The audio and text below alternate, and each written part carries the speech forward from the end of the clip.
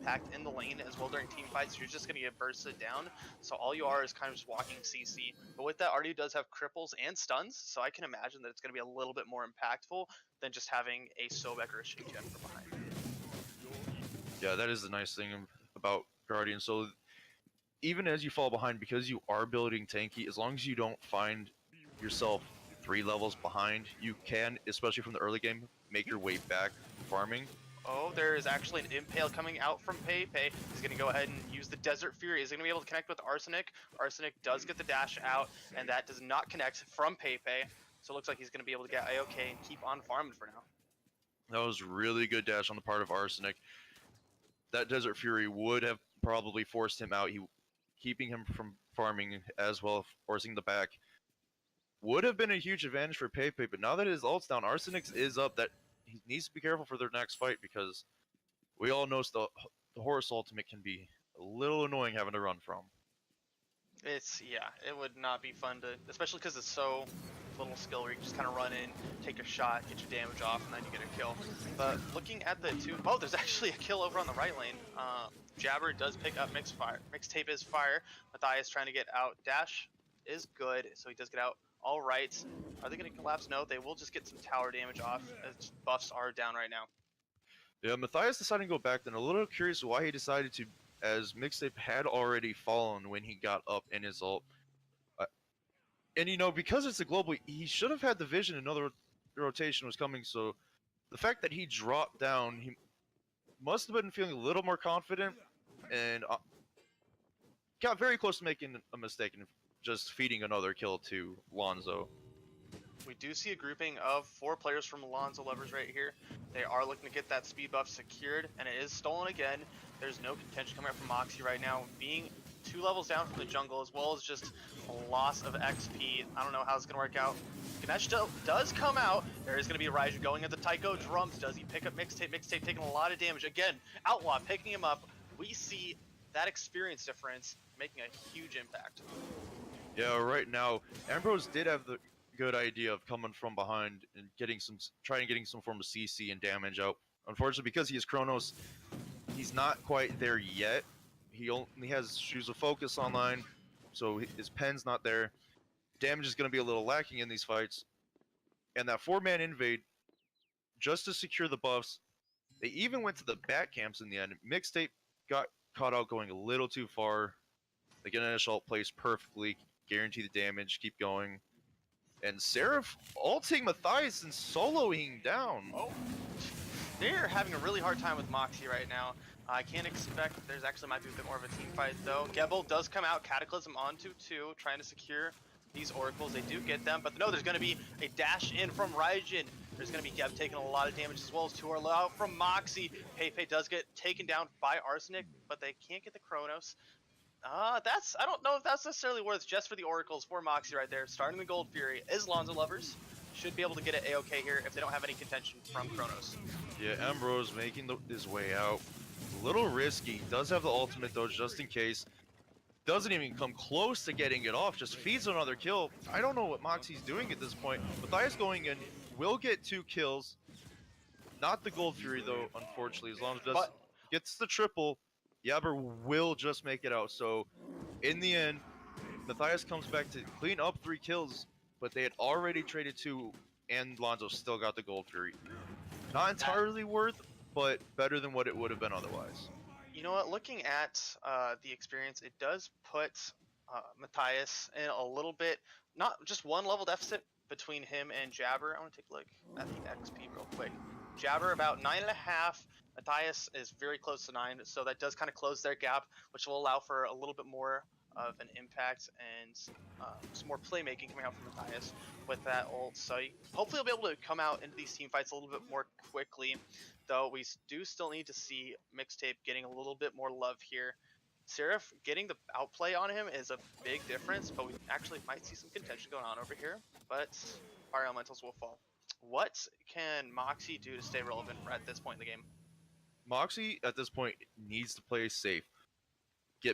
Keep their vision around Gold Fury and Portal Demon when it spawns up. They have pretty good vision right now. 3 wards on the side of Gold Fury, 1 directly below. Fire Giant area is pretty good as well, one directly in the center. But the big point is they need to avoid fighting as much as possible unless they're going to have an advantage in it. But And Lonzo as Lovers are going to have none of that. They're going to go ahead. Matthias trying to get up into his tree here. Tycho Drums coming out. Does catch out Geb with a taunt. He's going to take a lot of damage. Cataclysm might get the disengage, but no. Outlaw does pick him up. 2 ults wasted, but Lonzo Lovers abusing their lead and keeping with that speed buff. Now, even though Glenut did fall, giving Lonzo another kill, more XP, he is a support. Him falling is not as big a deal as it is if it was Ambrose or Matthias or even Mixtape again. Mixtape being down 3.5, 4 levels right now, it is very risky for him to be involved in it. Any kind of fight. That last one was just a result of an invade. Moxie has to know that they're going to be doing that every chance they get. There is actually going to be a possible engage coming out from the left side. Serial trying to catch up with Pepe. Pepe did recognize it beforehand though with those wards. Jumps out, gets out okay.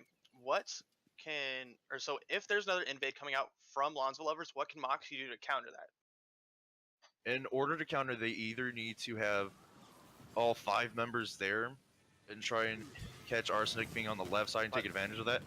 Fight coming out though, Ganesh calms down, so does Desert Fury from Pepe.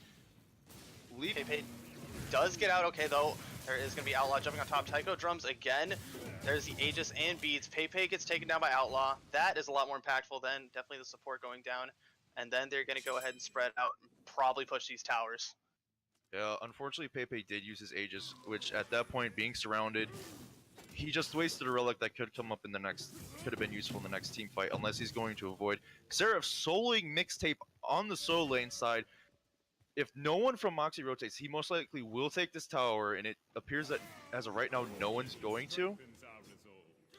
And taking a look at the map, Lonzo has some deep wards.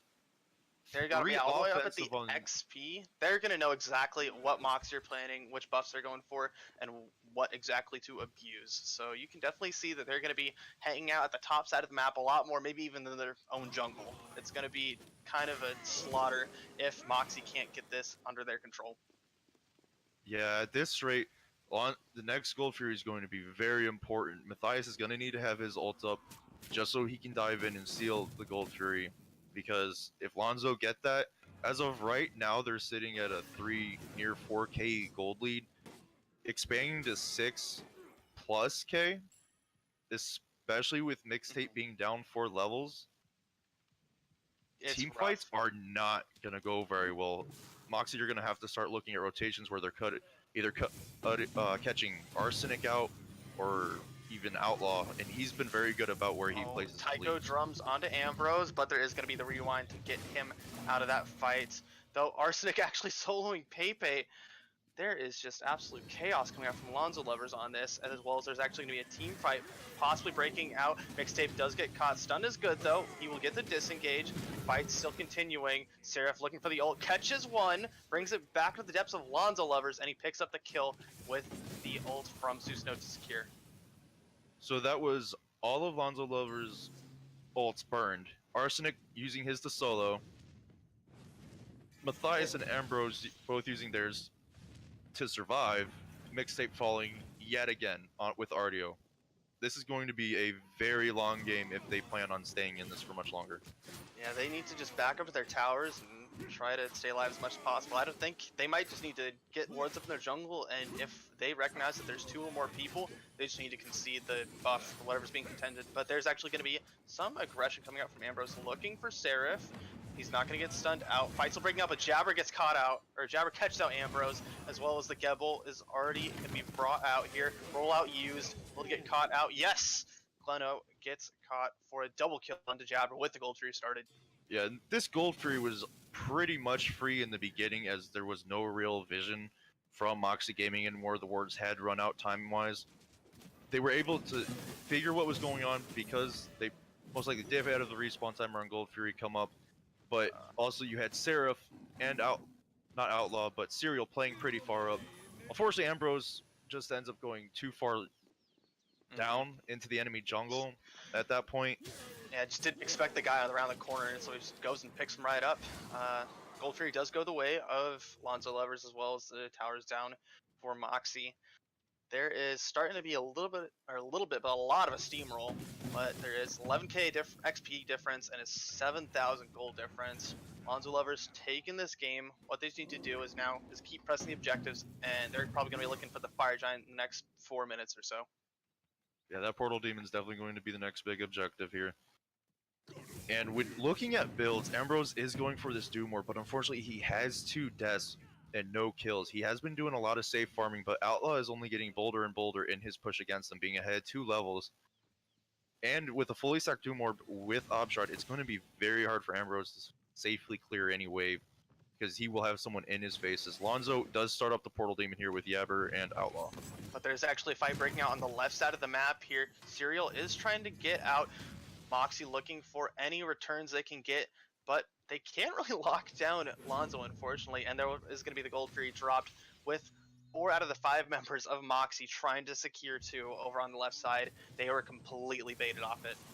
Yeah, that was honestly a great job out of Serial and Arsenic as Outlaw uses the Taiko jumps. Matthias going up into the air, looking to come back down. Ambrose has ult to save himself. Ganesh ult coming out. Ambrose may fall here. There is going to be 3 actually dropping. Jabber gets a double. Arsenic picks up the last. There's way too much lineup happening. They really needed to get out of that tower, so he's going to fall. You do see Seraph just bullying out the rest of Moxie from proceeding onto that tier 1 tower. If they can pick up anything, there's going to be Pepe knocked up, and he is just going to get bullied out with the second tower going down very quickly. Seraph on the Jhin team, he's just so far ahead. He's so tanky against Moxie because of the level difference and the items. We are looking, because the tier 1 and tier 2, we're already looking at a 10-5 to 11k gold lead. Yeah, and this is only going to get worse at this point. We can definitely see that the lead from Lonzo Lovers kind of started over on the right side of the map with the Soul Lane, where they just bullied out Mixtape. Matthias trying to defend his teammate didn't work out too well, and so they just ended up pressing that all the way into a huge lead for Seraph, and allowing Seraph to rotate, contribute towards these team fights, and then snowball into objectives, more kills, and everything else that happened. Yeah, and Stone of Gaia being picked up by Serial. Seraph looking to get the same, take away any CC coming up from either Matthias or Ambrose. Even Glenot, his ult's going to be pretty hard, or even his knockup. Now, Stone of Gaia, as nice it is with the HP5, MP5, and this acting as another beads, essentially. Matthias getting caught out, burned down immediately by Yabber. He lost 3/4 of his health and 2 abilities. That is unfortunate. I mean, there's not really much that Mox can do if they get caught out like that. No, Serial and Outlaw pushing 2 against 4 right now. They're going to go ahead and try to get this fight. Mixtape does get the stun off, but he gets pulled right back into the clutches of Lonzo. Jabber picking him up with the ultimate coming out. Gleno gets really low. Geb shield is good, though. Are we going to see some of the Taiko drums coming out? No. Rewind is used to get to a somewhat safe position. No, there's the Taiko drums trying to go. Does not connect. Connects the last 2. Ambrose taking a lot of damage, and he will fall. Lonzo Lovers most likely looking for the Fire Giant right here once they back. That's really unfortunate for Ambrose. If he had killed Outlaw, that would have been a very big jump in XP and gold for him. And it would have been a big pick for his team. It would have relieved a lot of pressure for them. Tier 2 on right side, yeah. Everyone but Arsenic burned their ult inside Alonzo. Moxie still have 3 ults to use. Now with this gold lead and XP lead, the game does appear to be over, as Alonzo looks like they're not really making too many, if any, mistakes at all. The issue here is, will Outlaw keep getting burned down like that? Ambrose did a lot of damage there. He did. I think that he's just going to get the peel that he needs now, though, especially with having the Chingtan and the Ganesh. One of them is just going to stay in the back and watch for Arsenic to make sure he stays alive. Ambrose can definitely go for an initiation so long as Matthias gets a strong knockup from his ult, but I don't think aside from that, they have to sit in their Phoenixes and basically play off of Lonzo Lover's game, trying to catch any misstep that they may make. Yeah, and at this point, Lonzo Lovers are they're just going to invade for free, as Moxie gave up the Fire Giant for free as well, seeing that Seraph has a 6th level lead on Mixtape. I mean, you have 4 level 17s on the side of Lonzo.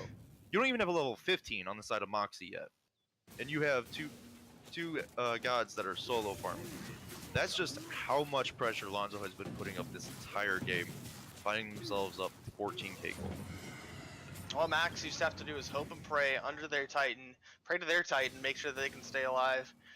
But I just imagine the objectives are going to be falling left and right here at this point.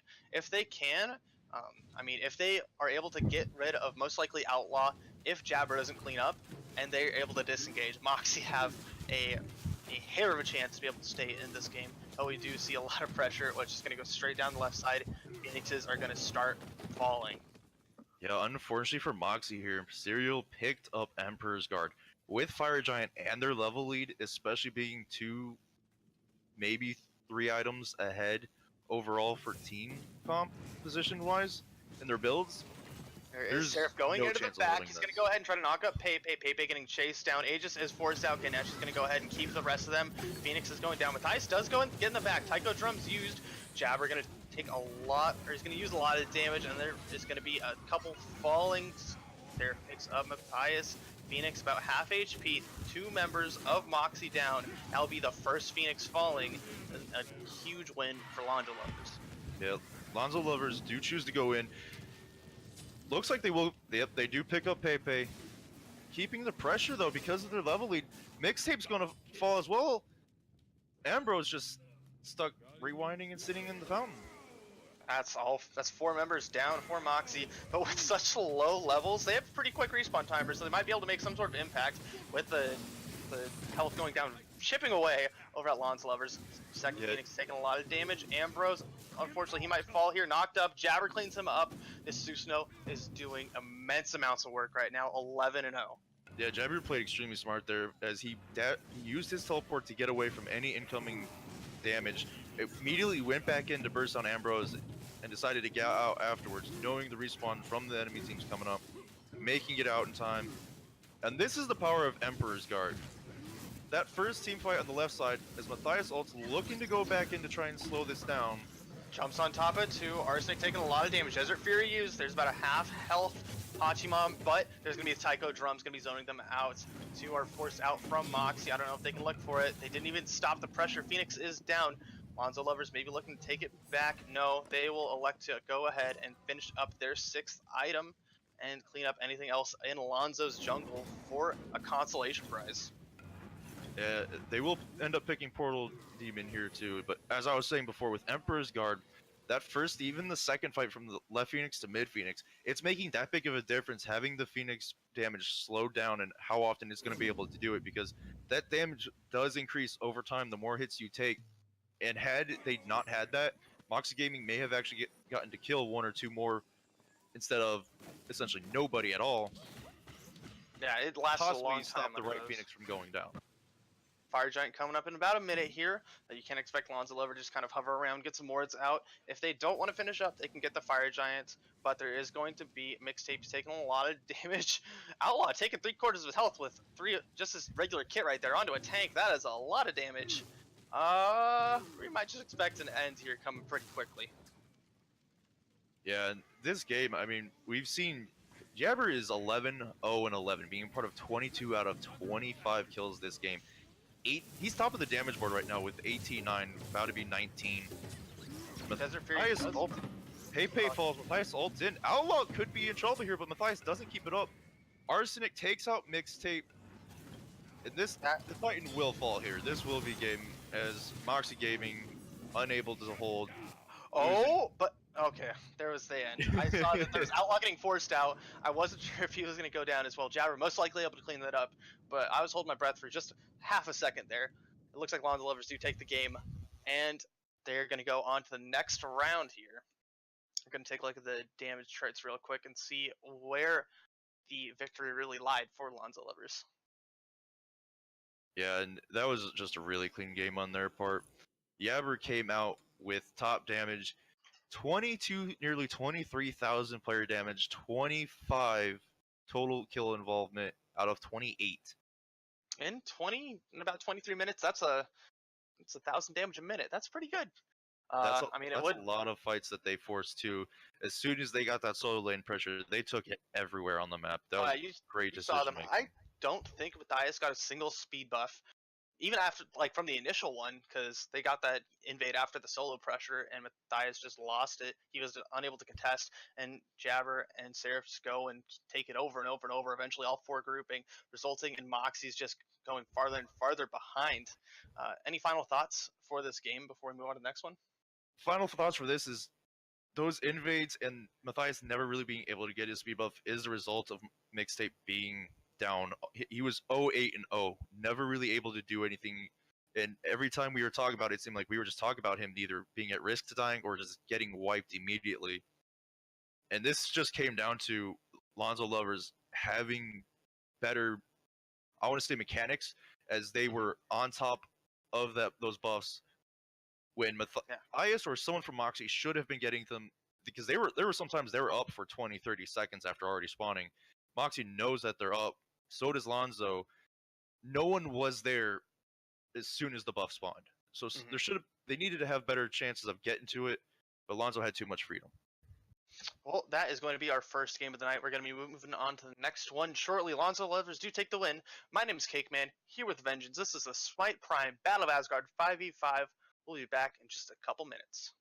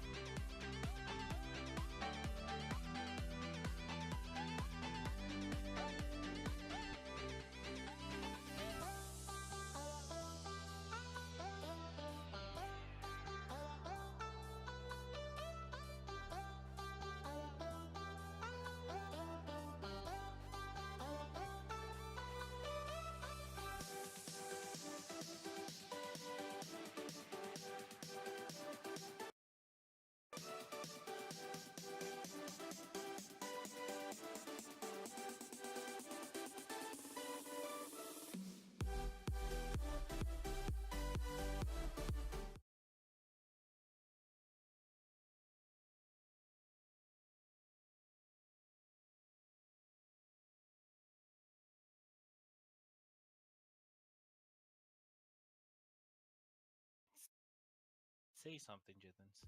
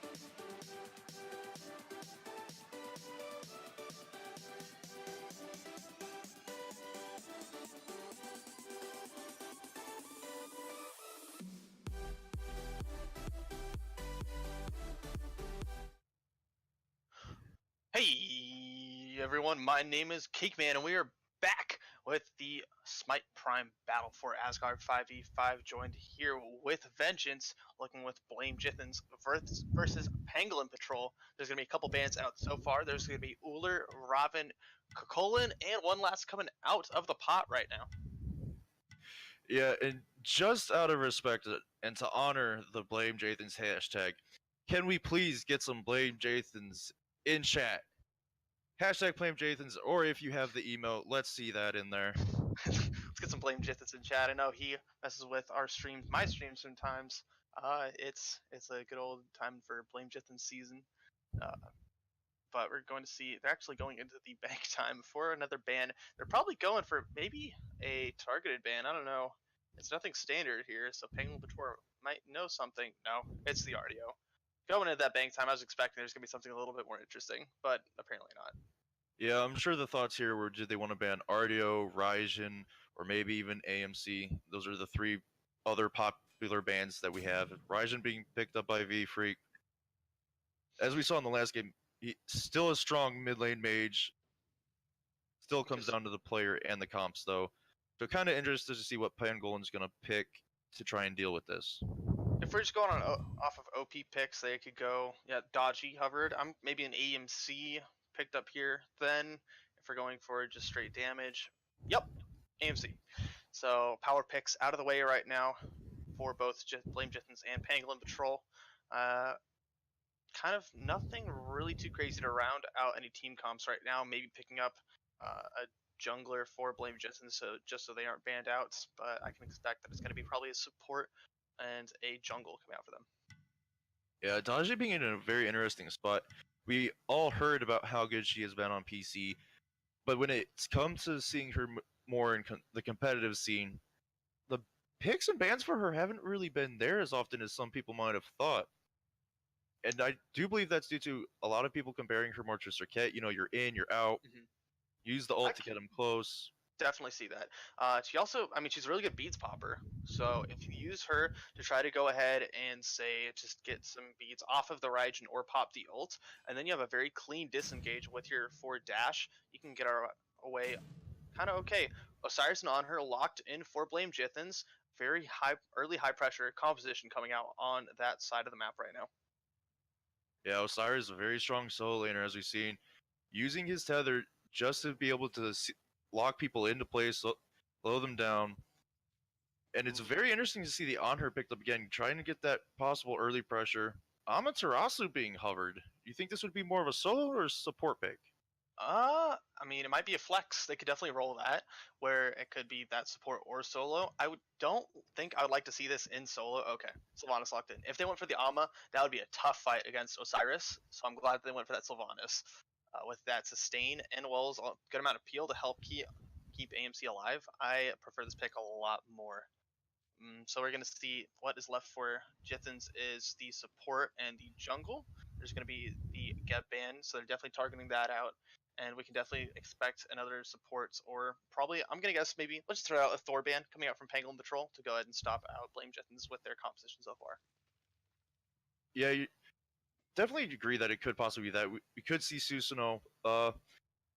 Honestly, it could be a Nemesis that they may want to ban here too, just because that if they do try and possibly go for this tank jungler here, some people like Osiris there. Odin's still being up, Yeah.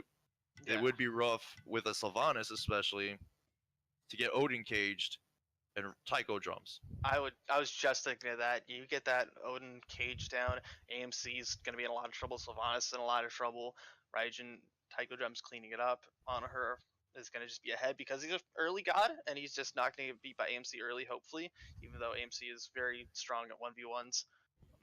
Maybe some outplays coming out from beyond her. I've seen a couple of these players, so I can't expect. I know they're very highly skilled. I've seen them mostly in my rank games, so I think that there's going to be some good competition between the two teams here. I don't know who's going to be the ADC for Blame Jithens, but I believe Grounder is on the side of Pangolin Patrol. Final bands coming out from Blame Jithens is going to be the Giannis and the Erlong Shen. Go ahead and cut out that mid and solo. I'm a little surprised here that, although I do like it because of the global ult that Athena has, choosing to ban her over Shirket or Odin when you have Sylvanas, very risky. But Kabrakan coming in, most likely going to the solo lane, definitely going for that early clear, it looks like. Yeah, he's confirmed solo, just because you already have the dodgy and the Sylvanas, so you can't really go anywhere else. You can try him mid. Haven't seen it before. Could be a new thing. A little bit of a pocket strat coming out for Pangolin Patrol would be pretty cool here.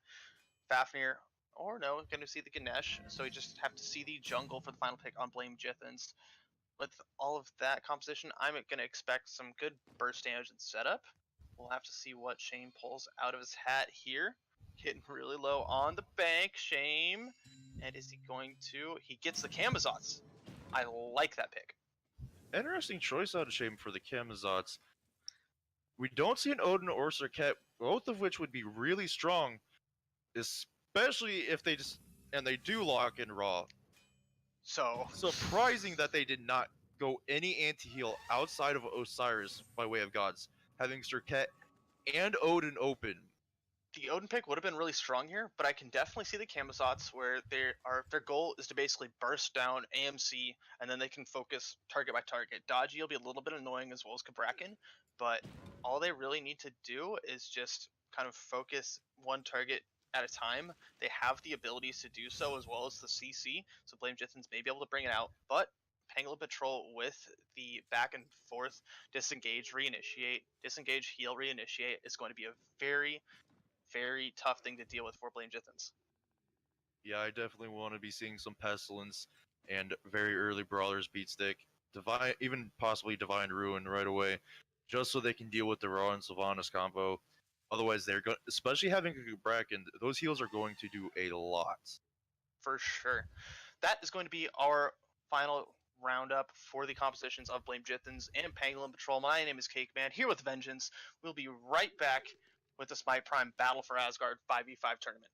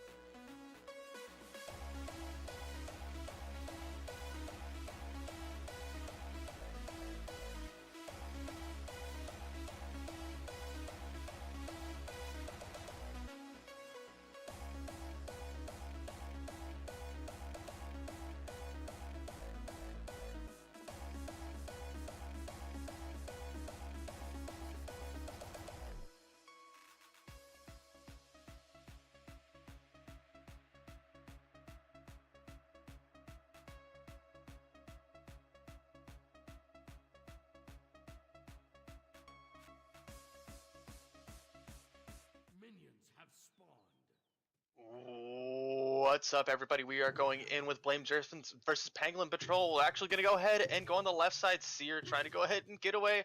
There was a flank coming out from Blame Jethins, but he's going to get pushed back into the jungle, and the B is going to be getting away.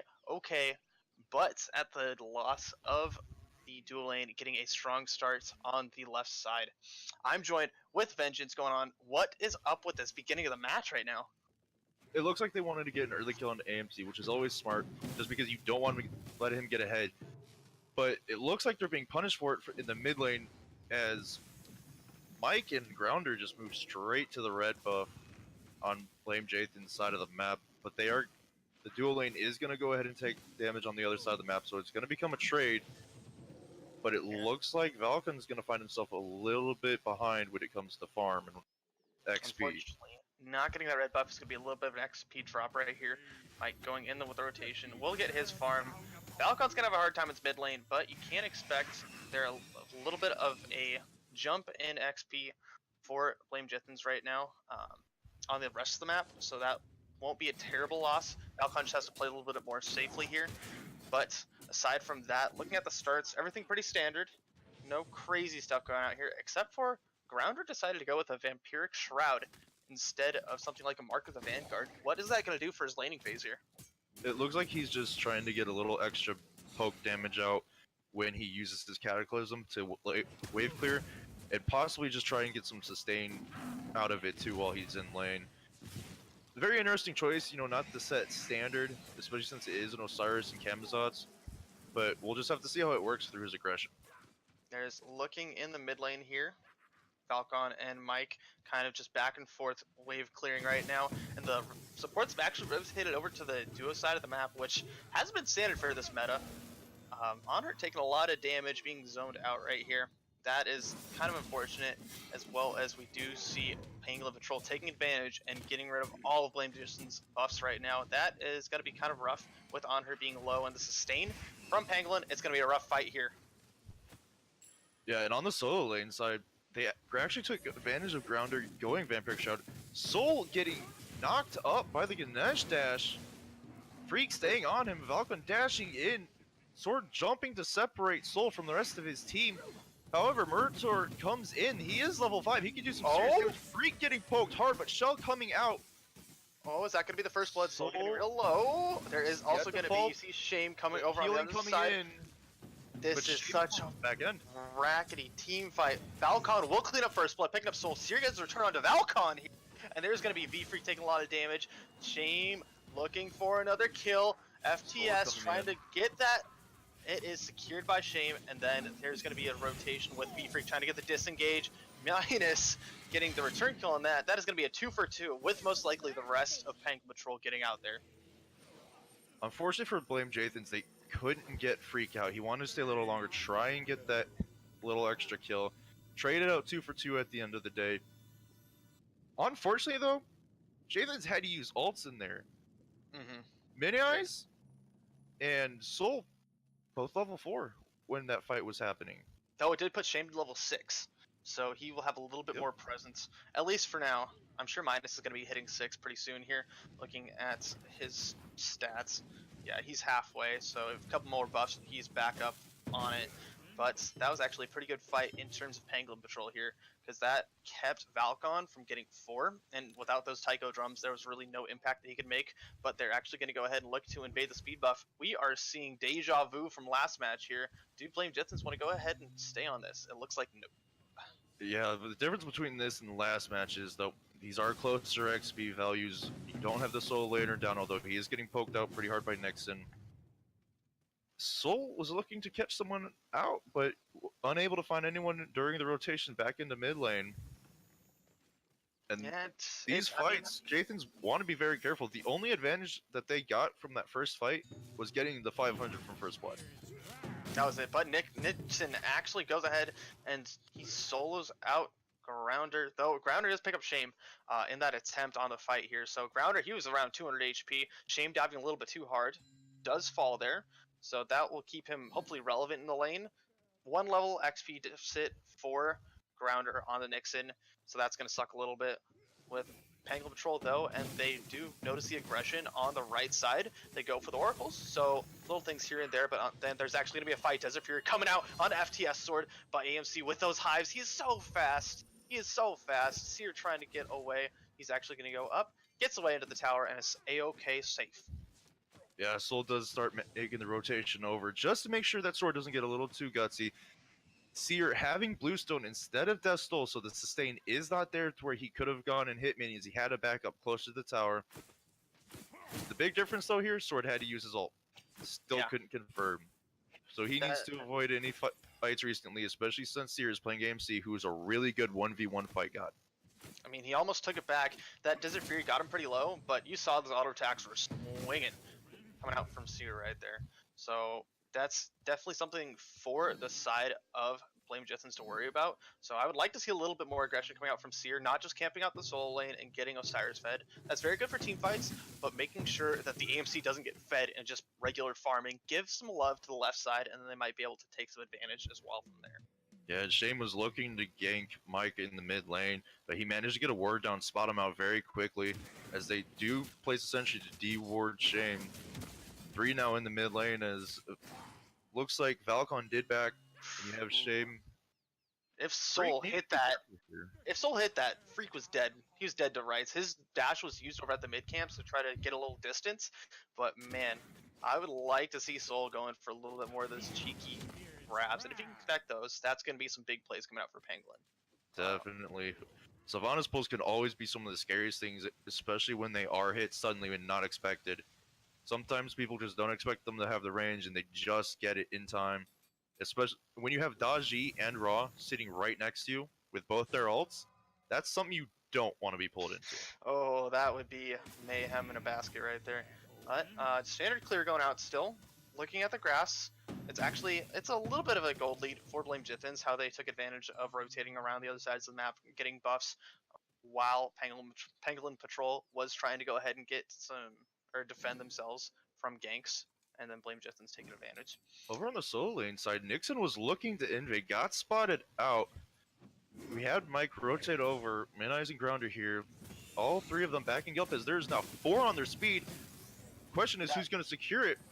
Mike, he tried to go ahead and ult for the secure. He did not, though. There is going to be Minus trying to catch as many people as he can. He gets Freak. Shame coming back in, doing a lot of damage. Tycho Drums taking out Mike. A lot of damage done, but he's going to go ahead and get the disengage. So they look to turn towards Soul. Soul taking a lot as well. Nixon picks him up. That is going to be the problem with the tree. He can't move. Vengeance. Yeah, a lot of ultimates used really early there, especially in response to Menai's Daji.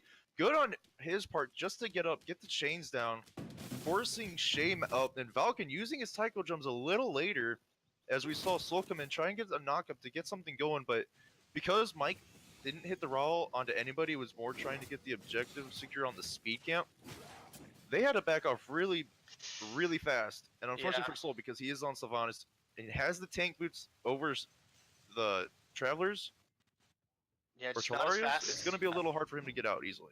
Yeah, for sure. He does not have the best escape being a tree. All he has is basically his ult and his 1 for disengage. And that, if he connects those, then he might be able to, with a little bit of assistance from his teammates, get out. But I don't know about using an ult to defend that 1 buff. Raw ult still is, let's see how long the cooldown is. Raw ult's going to be, if I can click on him, Raw is going to be on around a 70-second cooldown right now. How are those going to play in these team fights right now? Those team fights are raw early on, especially with how the build he's going. You know, he's got his pen boots online. He's got Sands of Time giving him that extra cooldown. The question is he going to be building into Doomorph, or is he going to go into Book of Thoth, or even Bancroft's talent here? And that will depend on the power spike that he is given to that ult. Right now, because his ult, depending on how he's leveled it, it's level 2, it'll do a little extra. Level 1, he's going to either want to use it to attack, to force them away, or he's going to want to try and use it to snipe someone down to guarantee that kill. I mean, he did level up the ult, so you can't expect those coming out. So it's actually, excuse me, it's going to be around 65 seconds cooldown for him to go ahead and engage. So you can't expect that to have a little bit more difference, coming out a little bit more. either that lost artifact is going to turn into a Doomorb, which in that case he's going to be a huge damage draw, or he can actually go for a Chronos Pendant, which would allow for a lot more ults as well as heals to kind of go ahead and help his teammates out. Left side, there is going to be FTS, so we're taking a lot of damage from Seer. We see that AMC coming into effect.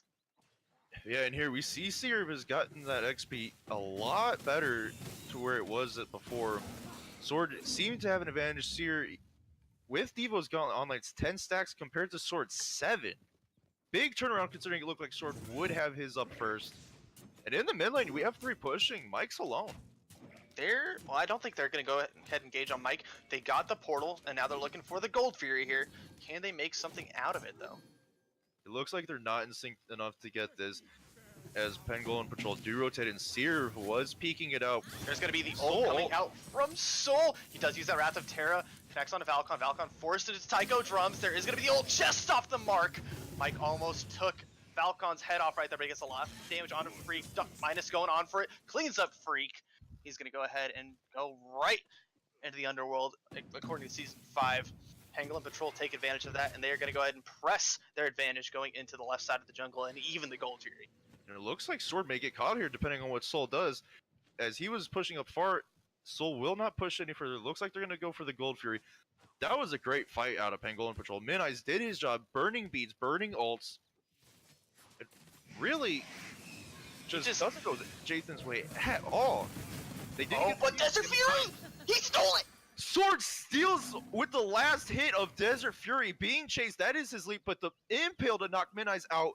Unless Soul does something crazy with his pull here, which it doesn't look like he will try. Sword steals for free. Min-Eyes caught out by Valcon. Trying to chase down Minus. Minus doesn't have a jump. He needs someone nearby. He does get away. Okay, there's going to be the honey coming out from the B here. Shame looking for maybe a little something here. Nixon was tower diving Mike. There's so much happening. Nixon did get a lot of damage off of Mike. Mike does make it out A-okay, though. That was just crazy, though. That was a great Desert Fury coming out from FTS Sword. That was a great response to how that last fight had gone. That was also... That wasn't didn't go Jason's way in any way at all. They burned ults just to survive Min-Eyes and not get that hard CC from his ult. And the result is a Stone Gold Fury, plus kills. This was like... This is kind of like SWC, though, for the fact that... Mike stealing the Fire Giant, but scratch that. There's going to be Tycho Drums coming out from Valcon trying to defend Freak. Freak gets caught out. He is going to go all the way down. Silence is actually really good, but Soul will clean up. That was that great pull from Soul on Sylvanas that we were talking about before. If you hit that, it's going to be huge in their favor. Stuff's dead. Stuff is just dead right there. But from that last engagement, I think that was mostly from just pure luck, as well as Soul was not exactly zoning. So it's kind of interesting how that worked out. Pangolin Patrol still taking advantage of the fight right there, noticing Freak was out, and go ahead and capitalize. Yeah, and we have the game paused here real quick. Not really sure why, as it looks like Midnight was going in and out of combat on the mid Harpy's right side. They must be discussing strategy or something here, as that Gold Fury did not go their way. Plus the follow-up fight going against them. They're down about 2,900 gold here with a 1 kill advantage. Yeah, that was actually Mike DCing right there. He might be having some PC issues right now, but we can take this time to definitely go into the in-depths of the builds and what the teams can definitely do at this point, with it being pretty even. It's about a 2.5k XP deficit, 3k deficit for gold. That's nothing. That's not a huge mountain for Pangolin Patrol to climb. As you can see, they definitely have the potential to pick someone up and definitely play off that. Coming back in from the pause now is Nixon and Shane finish off the mids. Looking to go in on grounder, kind of backing off as he gets away. And looking at Soul, his choice was Jade Emperor's Crown first instead of the normal Lotus Crown we would see to boost defenses for his team off of his heals.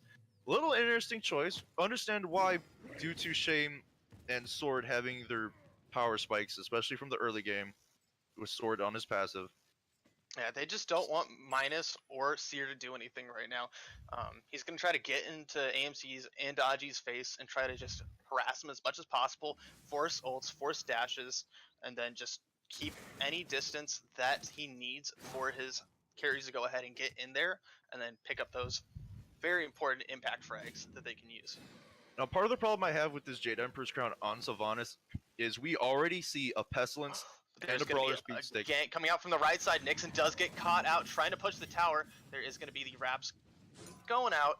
That actually is going to be a very strong disengage coming out from Blame Jetsons. Just wanted to get him off the tower. I'm surprised they didn't go in any more off that. Yeah, and in the mid lane, it looks like just getting the basic clear, although Minice is coming in. He does have his ult. Shame coming around from his side too. Looks like no one's really trying for anything cheeky here. Although it does look like we're going to have Freak and Shame rotate over to Nixon to try and get Grounder. Looks like they were spotted out or in some way, though, whether it was through a team call or a ward. No, definitely through a ward because Shame's walking over it right now. Team's playing Ring Around the Rosie around the right side of the map here. It's kind of interesting. You saw that Pangolin Patrol is looking for a gank. They're not going to find it, but they're actually going to go ahead and possibly, they just want to push this tower right now. Sitting at about a quarter health. They're going to get it pretty easily. And that will fall, but will they be able to take out Grounder as well? There's Grounder going to go ahead and get engaged on. He will get stunned here in just a second. A lot of damage coming out from Shame, and there's going to be Dodgy coming in response. Ult from Camazotz. Grounder will not fall, but no, that's going to be caught out right by the edge of Nixon's movement. There's going to be the re-engage. Dodgy ult chains down. He catches 3! Big ult from Valcon. Disengage, and they are fallen.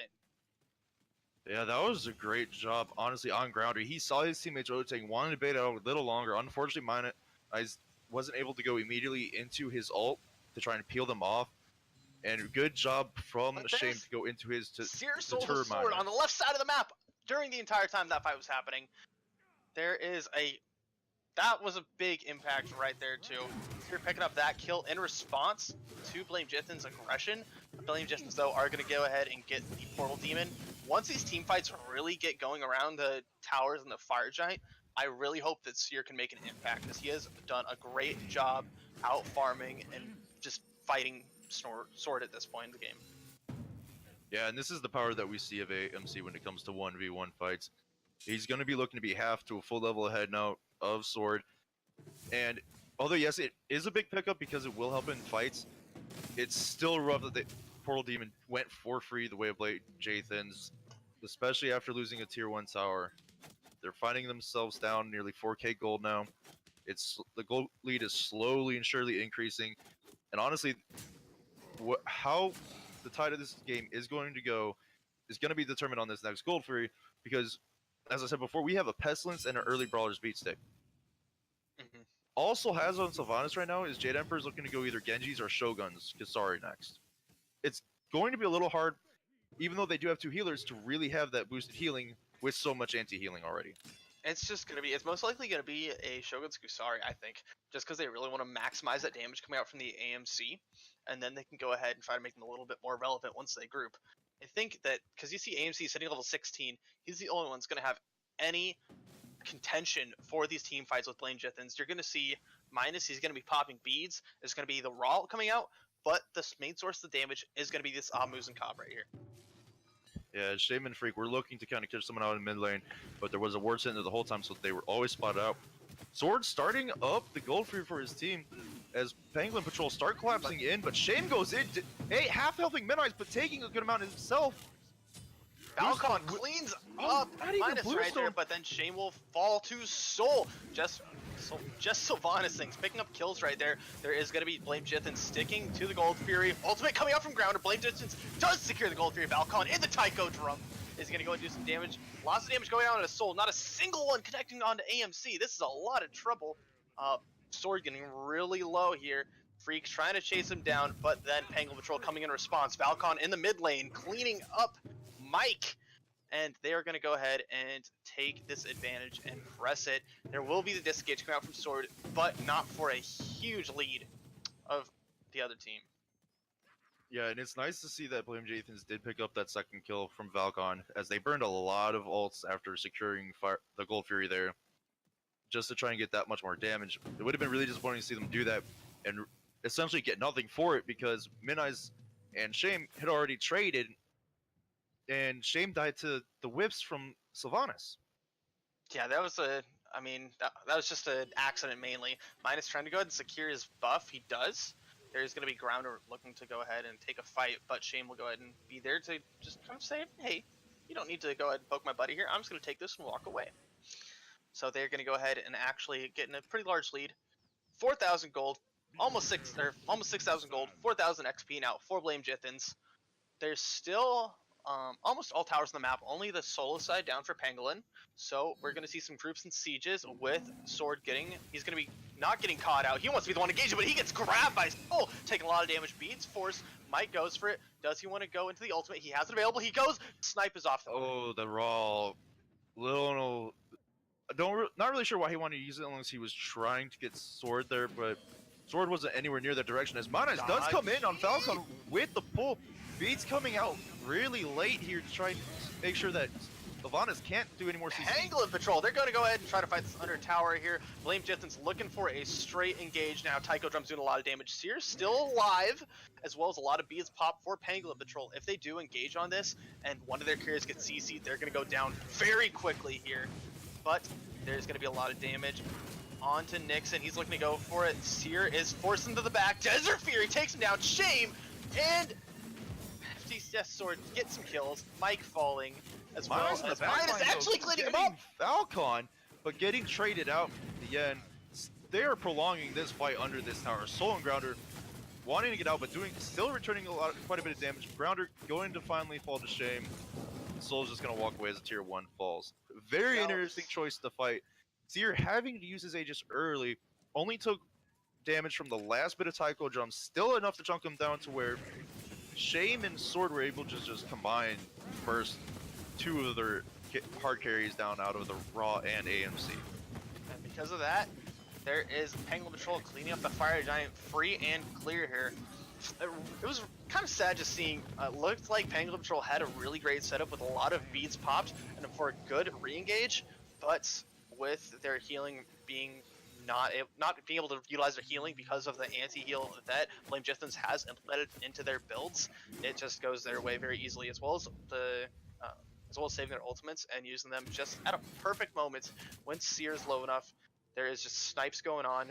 -4 trying to get the consolation kill after all of his teammates have fallen. Still, there's a huge loss on Pangolin Patrol side. Blame Jithens are going to go ahead and rocket forward. Yeah, they do clean up the Portal Demon, get the reset. We'll come back, most likely group up, try and force down one of these tier 2 towers, force a team fight. And Nixon, although he is ahead, needs to be a little bit careful here. He doesn't want to get cut out, but Shame's following up right behind him.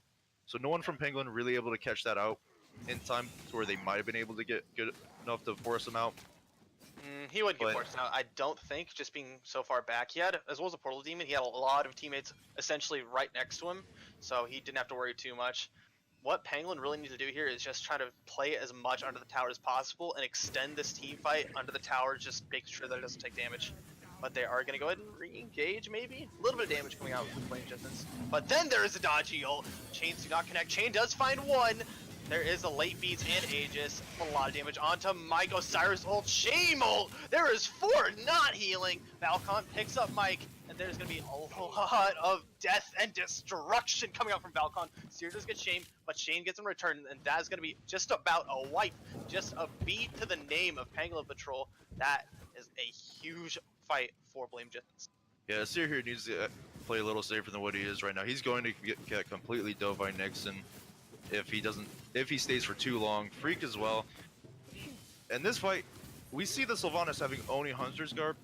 Interesting choice compared to Shoguns and even Genji's.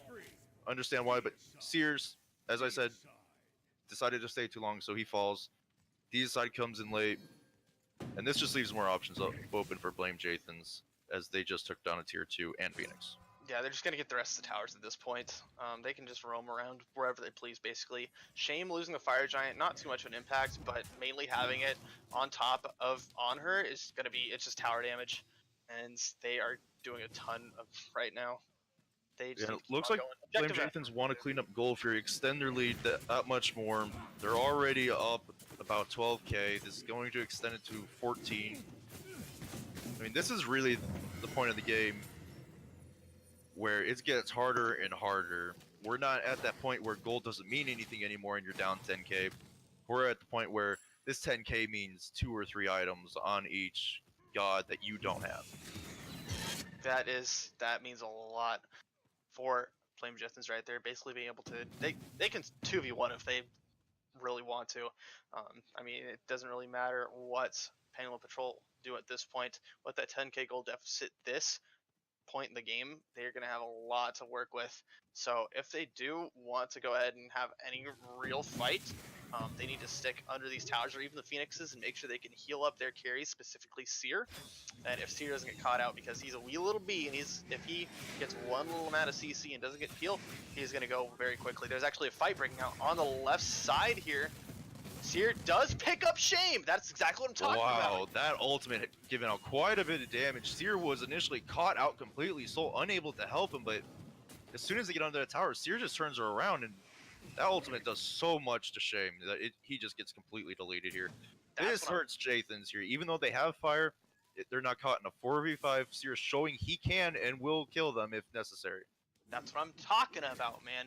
He's actually going to the chin size too after this. So once he finishes that item up, Seer is going to just, all he has to do is stay alive and just hold left click. Just hold left click through these fights, and Pangolin Patrol will slowly take them, I think. So long as they keep the bee alive, and if he can just make sure that he gets the correct targets, specifically takes out Valcon and Sword, then these fights are going to go the way of Pangolin Patrol, which are kind of the exact opposite of what we were just discussing. Oh, yeah, definitely. And that Kinsai, actually, Nixon here hasn't really been getting bursted down at all. With Kinsai, he's going to find it very hard to remain backlining and going deep into Phoenixes and towers, especially if Seer is around, just because he's hitting so hard. And having Height of the Urchin, even though he's got 9 stacks, Kinsai's passive ability allows it to do damage based off of your health. It's going to be very hard for Nixon to stay up if Seer's hitting him. Yeah, he's going to get ripped up. He does have the Height of the Nemean Lion, though, so you can't really focus him too hard. Mike going to get caught out here. Not going to get stunned, though. Gets out just barely by the skin of his, or I should say the feathers of his head. And then he gets that way okay. But Fire Giant being started here. Yeah, and this is a big deal for Pangolin. Their right side Phoenix is down, so they can't push too hard off it. So Jathans does get this for free. It would have been nice to see the one to try and even just look, show a sign of contesting. So Fire and Portal will go Jathan's way. We'll most likely reset, come back. We'll probably see them push down the mid lane here. Yeah, it's Phoenixes at this point. It is all hands on deck for Pangolin Patrol. They're going to be sitting under one Phoenix. It's okay if one falls, but if at least 2 fall, then they're going to be in some real trouble. So they just need to make sure that they are staying grouped and they can get these 2 important targets of Valcon and Sword out of the gate right now. Yeah, and this Titan's Bane haven't been finished off on Shame. Him and Nixon alone were well able to do more than just enough to that tower to down it. And with this right side Phoenix just now respawning, it's going to be very difficult for Pangolin Patrol to hold. I do not see any Emperor's Guard on either team, so it's going to be dodgy. Oh, coming out! He catches 3. That's going to be the big. beads and ults. Bead ults pop. That's going to be a lot of damage coming from Valcon. Minus is forced out. Seer, though, still sitting about half health. He's trying to go ahead and chip away at the rest of the team here. They do get the Phoenix. It was half HP, so that isn't too much of a loss for Pangolin, but they're going to go ahead and try to extend this team by as much as possible. You see Nixon about half HP. They're taking a lot of damage. Seer trying to get to the back line. Ulti coming out from Camazotz. Seer is going to be forced out back into the fountain, and this is going to be a falling Phoenix. But scratch that. Is that going to be a lot of damage? No.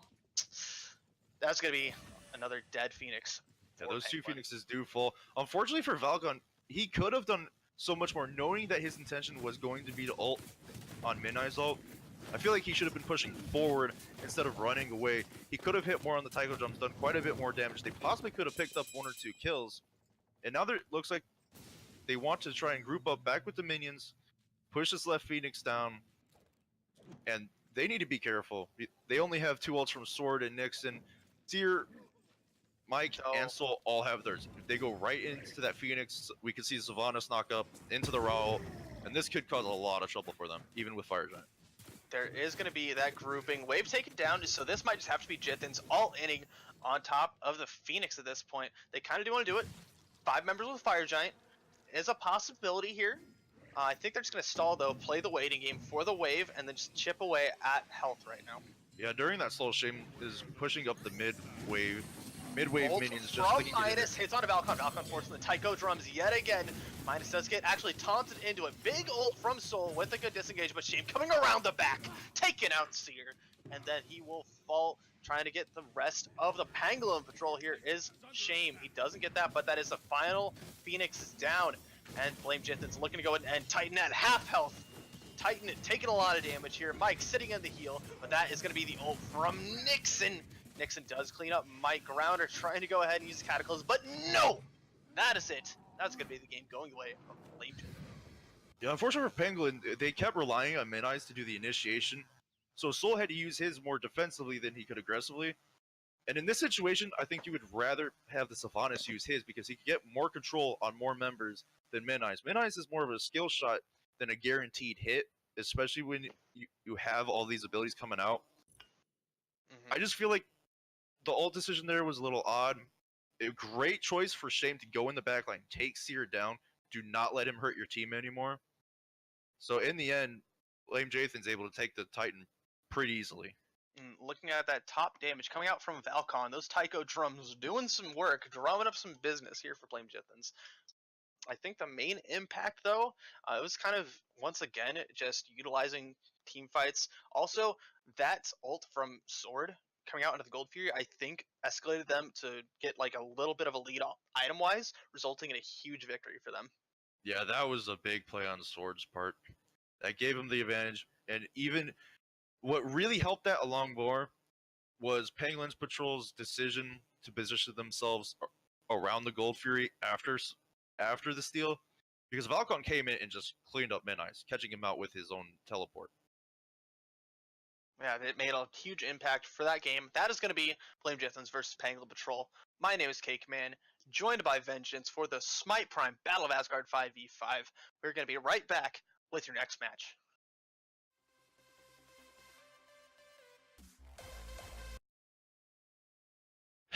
Trouble.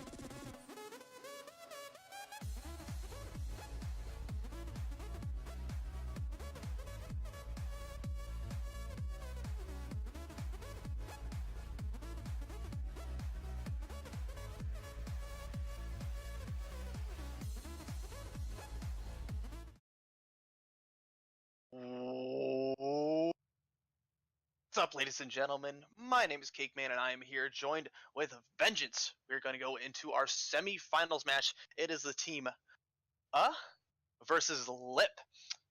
We're just sitting at the band phase right now. Standard bands coming out.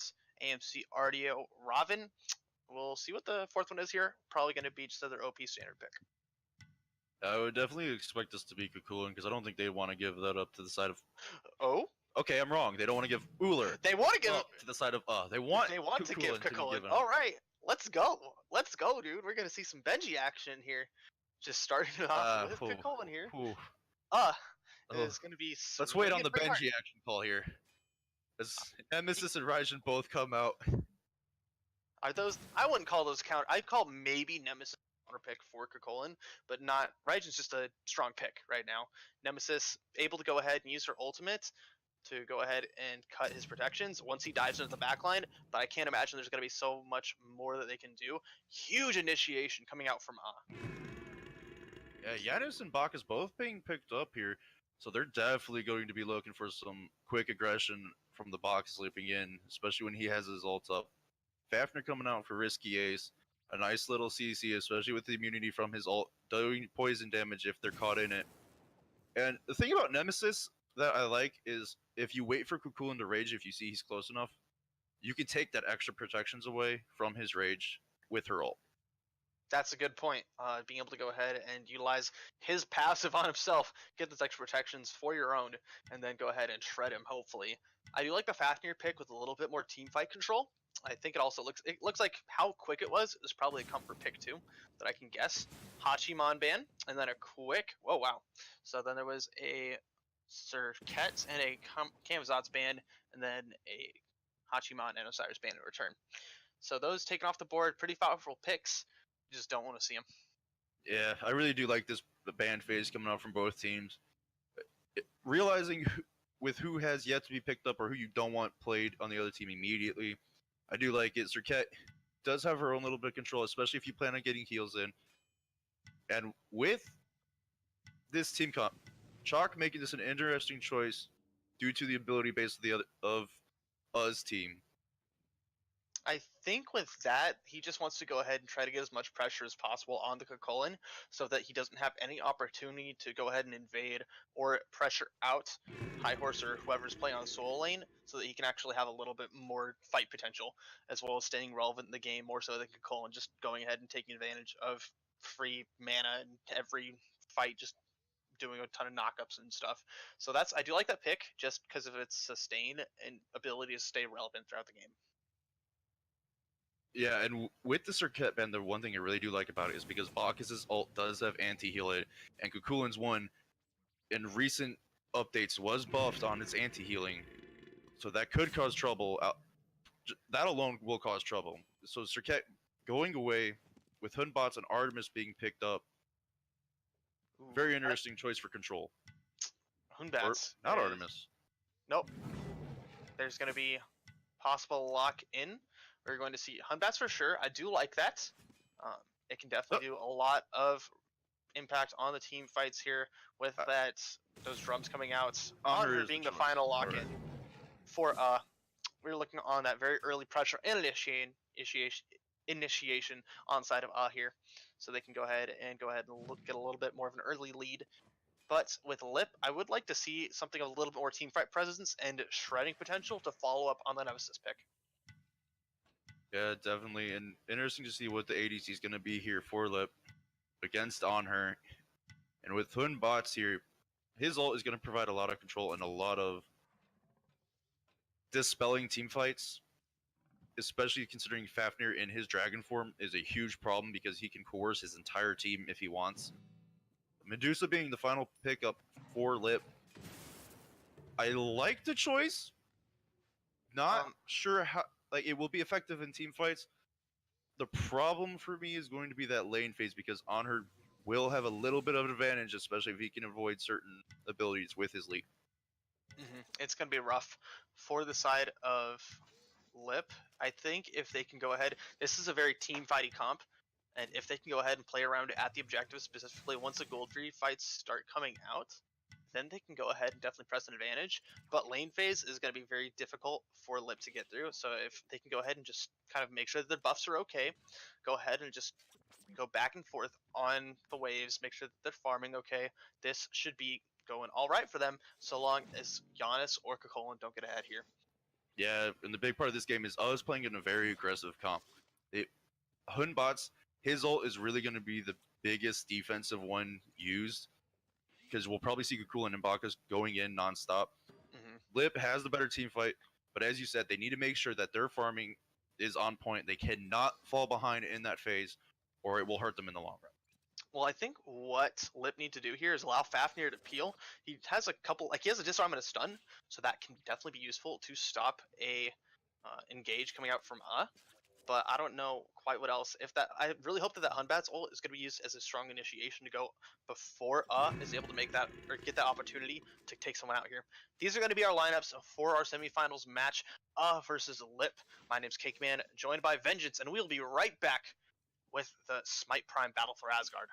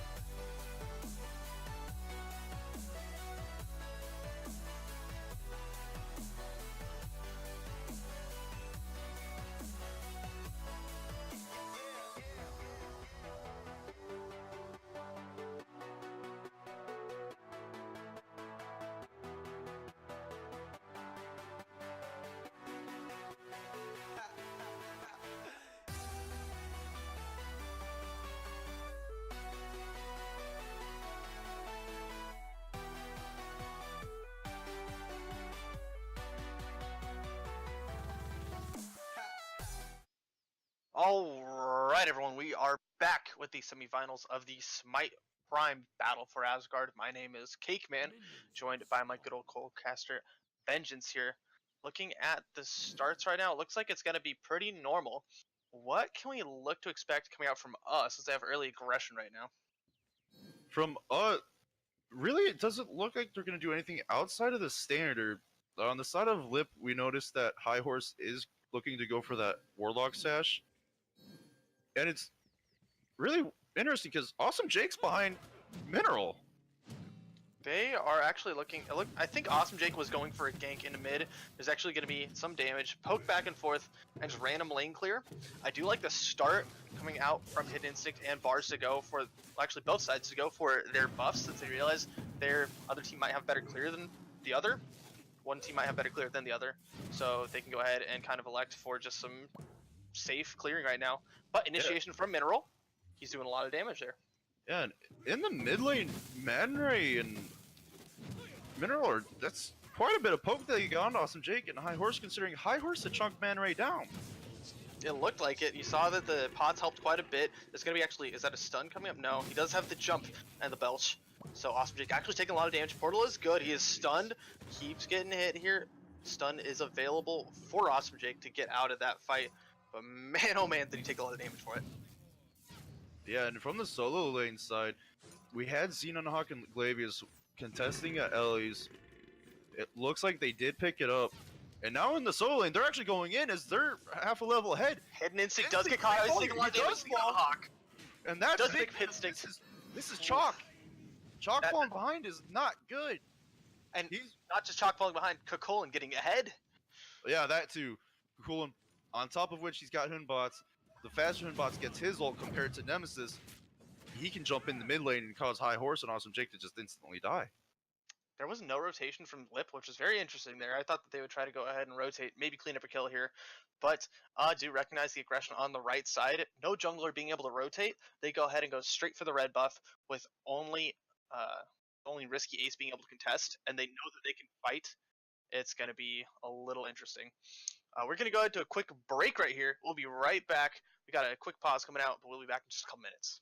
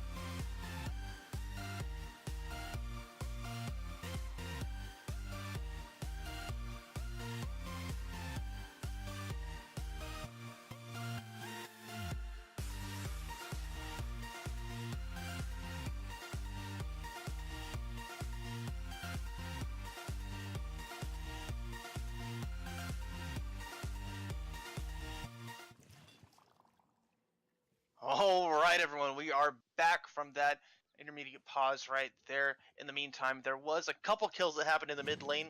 We did see High Horse getting taken down, but there's a return kill onto Awesome Jake from Mineral there. So a little bit of a lead for continued. High Horse trying to get away. Getting a little aggressive and getting ahead here. Yeah, and Bar's wanting to get a little extra on Mineral and Man Ray, but his team went back to the mid lane. Risky Ace on the left side, and it looks like this was called out. Mineral's rotating, but he's backing up with that ultimate actually down. Looks like he may have tried to use it to stop Diesel from aggressing. They could have used it a little bit of a back and forth there. Oracles will be secured. We can just see the team's continuing to farm right now. What I'm actually interested in is there's going to be a very risky pickup here for High Horse. He went into that Golden Sash, which will most likely, or I think the only thing it can go into is Warlock Sash here. So he's going to be in it for the long haul. I don't know how that's going to turn out with such an early aggressive team.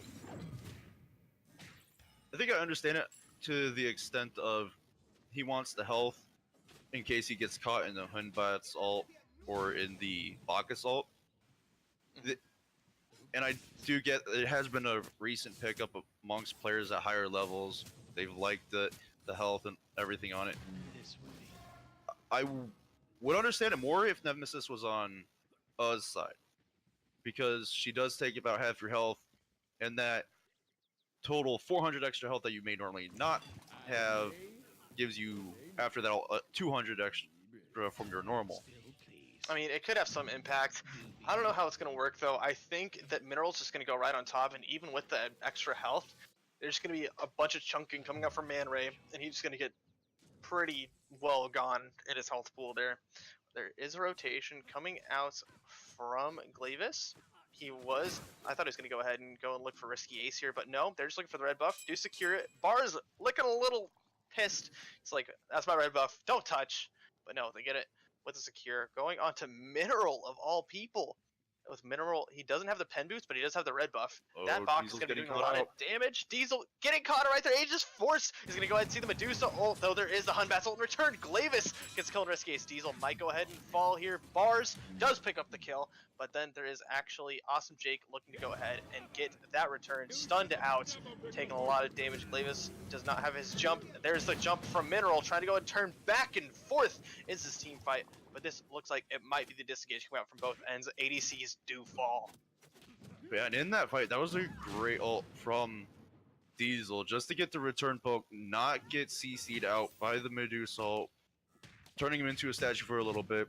He still does fall to Bars, but he managed to stay alive long enough, do enough damage that he wasn't going down low. Exactly. I mean, it's about getting those trades, man.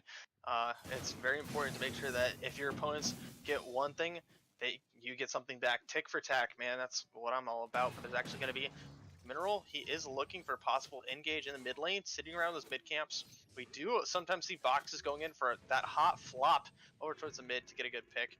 Though Xenon Hawk very low. Bars, is he looking? He's going to go ahead and probably engage on this. He does. Can he get the back? Shields out. Dash is out too. But Bars is going to go ahead and fall, taking a lot of damage from Xenon in the tower. Just a great play out of Xenon Hawk. Recognized as soon as the dash came out that he needed to jump, got over the Dyson Slice, and Bars took way too much tower damage. Glavius catching hidden on the lazy back. It kills him too! And that is why you do not lazy back without vision right in that spot in solo lane. There's actually going to be a fight breaking out on the left side here. Mineral looking for Risky Ace. Is he going to go ahead and go for the flop? Looks like I was totally expecting the box to go all in and just jump on top of him. Looking at these lazy backs and the advantage that come from them, setting an extra 2,500 XP ahead as well as 2,000 gold. It can translate into around half an item for some people, the next tier up, and then they can go ahead and definitely push for an objective such as a Gold Fury. Maybe not a tower quite yet, but if they keep on camping out this soul lane and then running over to the other side of the map and cleaning up with that extra XP that they gain, I think it's going to result in a pretty good W for Yeah, and that Warlock Sash you were talking about, I believe the reason that Mineral, he wanted to go in but didn't was because Man Ray rotated back into mid lane as Xenon Hawk ulting with Glavis as well onto Bars' Instinct. managing to just get out. Oh, dang! Mineral nearly hitting the snipe. Yeah, Man Ray almost connecting with it. There is going to be bars falling down anyways. Dash onto Hidden Instinct. Xenonhawk getting pretty low. Hidden Instinct did a great job juking there. So I don't know if he's going to be okay. He does get out all right, but there's going to be the Gold Fury started up by Lip. And they do secure it, recognizing there was 4 people on the right side of the map. They secure it easily there with no contention coming out from Diesel, except for Desert Fury for his troubles. Yeah, and Diesel had no idea what was going on too, Oh, even but with the no, missing. he's trying to fight Risky right now. That was an off-the-mark ultimate from Medusa, but he will get ulted or dashed on right there from High Horse, taking a lot of damage. Ultimate from Mineral right there, cleaning up Risky Ace, but then that's gonna be the disengage. I think I'd take that trade right there. Honestly, I do too. Mineral picks up the kill on Medusa. It did not go onto anyone else that, you know, that XP and gold would be scary to see. Unfortunately, High Horse couldn't get the extra stacks off of the kill on Diesel. Jake did end up cleaning that up. He's at 31 stacks. He's been farming really safe. When Mineral was over in the left lane on that red buff, he was over at back camps cleaning those up, making sure he can get the stacks. He's playing really smart for having that item on him right now. And yeah, 30 stacks, I mean, if you can get that, the goal for Warlock Stash is if you can get the whole item bought by 10 minutes and the stacking started, it's generally pretty effective. There's actually a possible initiation going on the right side, just some back and forth. But back to the Warlock Stash, once you get that going at the 10-minute mark, I think that he'll actually, with the health gain, he can definitely have a lot more impact on these fights, as well as his sustain and just staying through and causing damage. yeah, especially if he keeps making rotations like he has been, putting out a lot of damage on the back end of a fight, guaranteeing that someone will be in threshold to die. And the interesting thing about that Gold Fury, that timing was right when they needed it. They were already down about 2k gold. They've lost more fights than anything. So now that ult from Man Ray going on to the right side, they're going to be collapsing on top of that big ult from Clavis. You know, Hawk cleans up Hidden Instinct. You see Nemesis getting the heck out of dodge, dashing out. 1 kill on Hidden Instinct, but then they're going to go straight for the Portal Demon. that was a great ult out of Glavius, saving Xenonhawk as he was taking insane amounts of damage in that fight. Also guaranteeing them his own team a kill in return for it. There's actually going to be looking over towards the left side. Portal Demon is secured, but there was a big dash from Risky Ace. They got a lot of damage onto Diesel, but Diesel should be able to get away. Risky Ace getting kind of aggressive right here. He doesn't know Mineral's behind him, and he sees that Diesel's sticking around. Having ult blocked. Great pillar placement, and now he's getting engaged on by Mineral. Diesel's going to come back, knowing that ultimate is down. That Ace tail off the mark, man. Nothing. He's trying to fight it. Missed Unstable Vortex. Diesel, is he gonna go down? No, he is juking for his life. Oh, this Great. is just where greed All gets the you. damage. Will he get stunned here? Risky Ace getting his regressions paid for here. He will fall, getting way too aggressive for Diesel.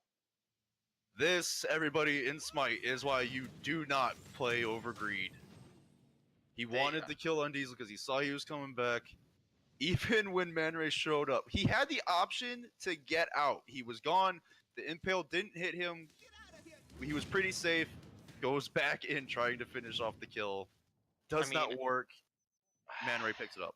After you get past that kind of buff marker, and you don't know where any of the enemy team is, you should just not go for it. Man Ray was over there very quickly. Mineral for the follow-up.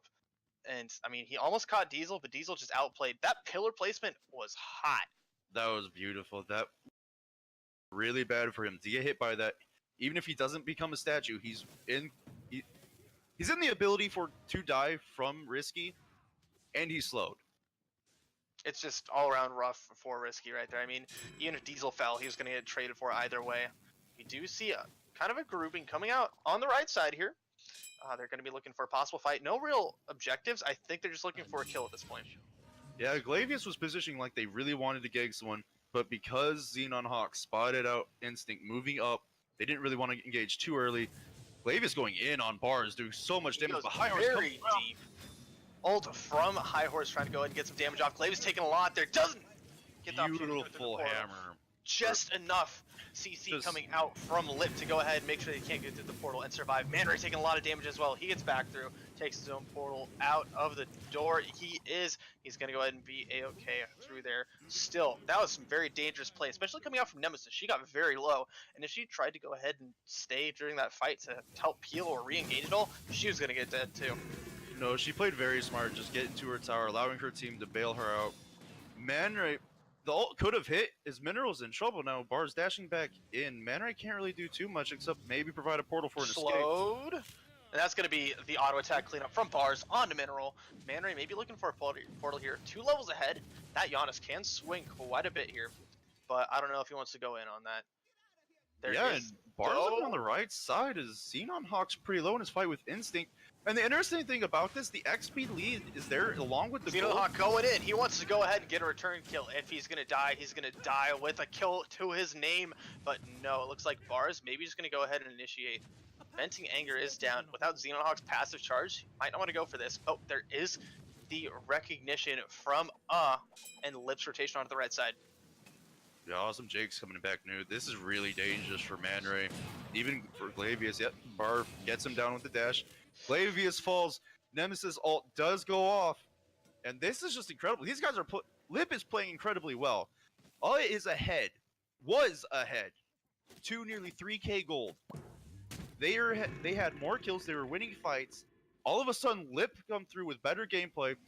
As they were going for Gold Fury. Diesel's trying to erupt. He may fall here, but nope. No one will continue to chase. Mineral, the only one here to try and stop this Gold Fury. Diesel got to 59 HP. Mineral looking to go ahead and zone out Lip from the Gold Fury here, but he's going to go ahead and pull them off of it. That is not going to give enough time for Lip or for to go ahead and support him, but he does get them off the Gold Fury for a little bit of time here. Diesel does have the ultimate. Maybe we're going to see a replay from the last game. Ultimate from Man Ray does connect too, but I don't know what's going to happen with this team fight right now. Great choice on Mineral's part. He stalls out so long that with the whole team chasing, Xenohawk coming in the back line, Glavius ult, Man Ray cleaning up High Horse. Jake is going to fall as well to Diesel as the portal is perfectly placed. That was a huge turnaround. The play was from Mineral right there. Mineral was able to go ahead and stall long enough for his team to come. Trying to clean up Glavius right here. Gold Fury does fall to Glavius getting away. Bars unable to get the return. That was just very smart play coming out from very back and forth game. And it was all about patience and outplay coming out from the blue team here. Yes, and I believe a little bit of this comes down to experience as Mineral had the entire team of Lip on him. Tex takes a Divine Judgment on top of him. There's going to be the Medusa. Risky Ace cleans up the kill. He ate that Stone Gaze right in the face. Very smart play around the pillar this time. Instead of letting the pillar throw him off with the ult, plays around it. Back to what I was saying though. Just seems to have the difference in experience as Mineral distracted the team. Lip could have continued doing that Gold Fury while chasing Mineral out. And if he chose to go back in, leash it, and kill him. But instead they let him chase around the Gold Fury almost all the way back to damage camp, and that provided enough time for them to get back in. Lip, what are you doing? You recognize that there's a man trying to go ahead and solo a tower right now. You need to get over there. They are going for it. Xenon Hawk to go ahead and ult. Does a lot of confusion and damage onto the team, but there's going to be the ultimate from Shock. Tycho Drums coming out, picking up Xenon Hawk, but there's Glavius trying to go ahead and get the disengage for Xenon Hawk. Ult from Man Ray, gets him out. He takes the portal, he gets in the highway, and he's out. Glavius cleans up High Horse, but High Horse does pick up Man Ray, Glavius, and Hidden Instinct one-on-one. Brawl on brawl here. Can they do it? No, Bar is coming to help his friend out. Ult does clean up Hidden Instinct. That knockup was huge. Awesome Jake sitting in the mid. What are you doing, bro? Go help your team.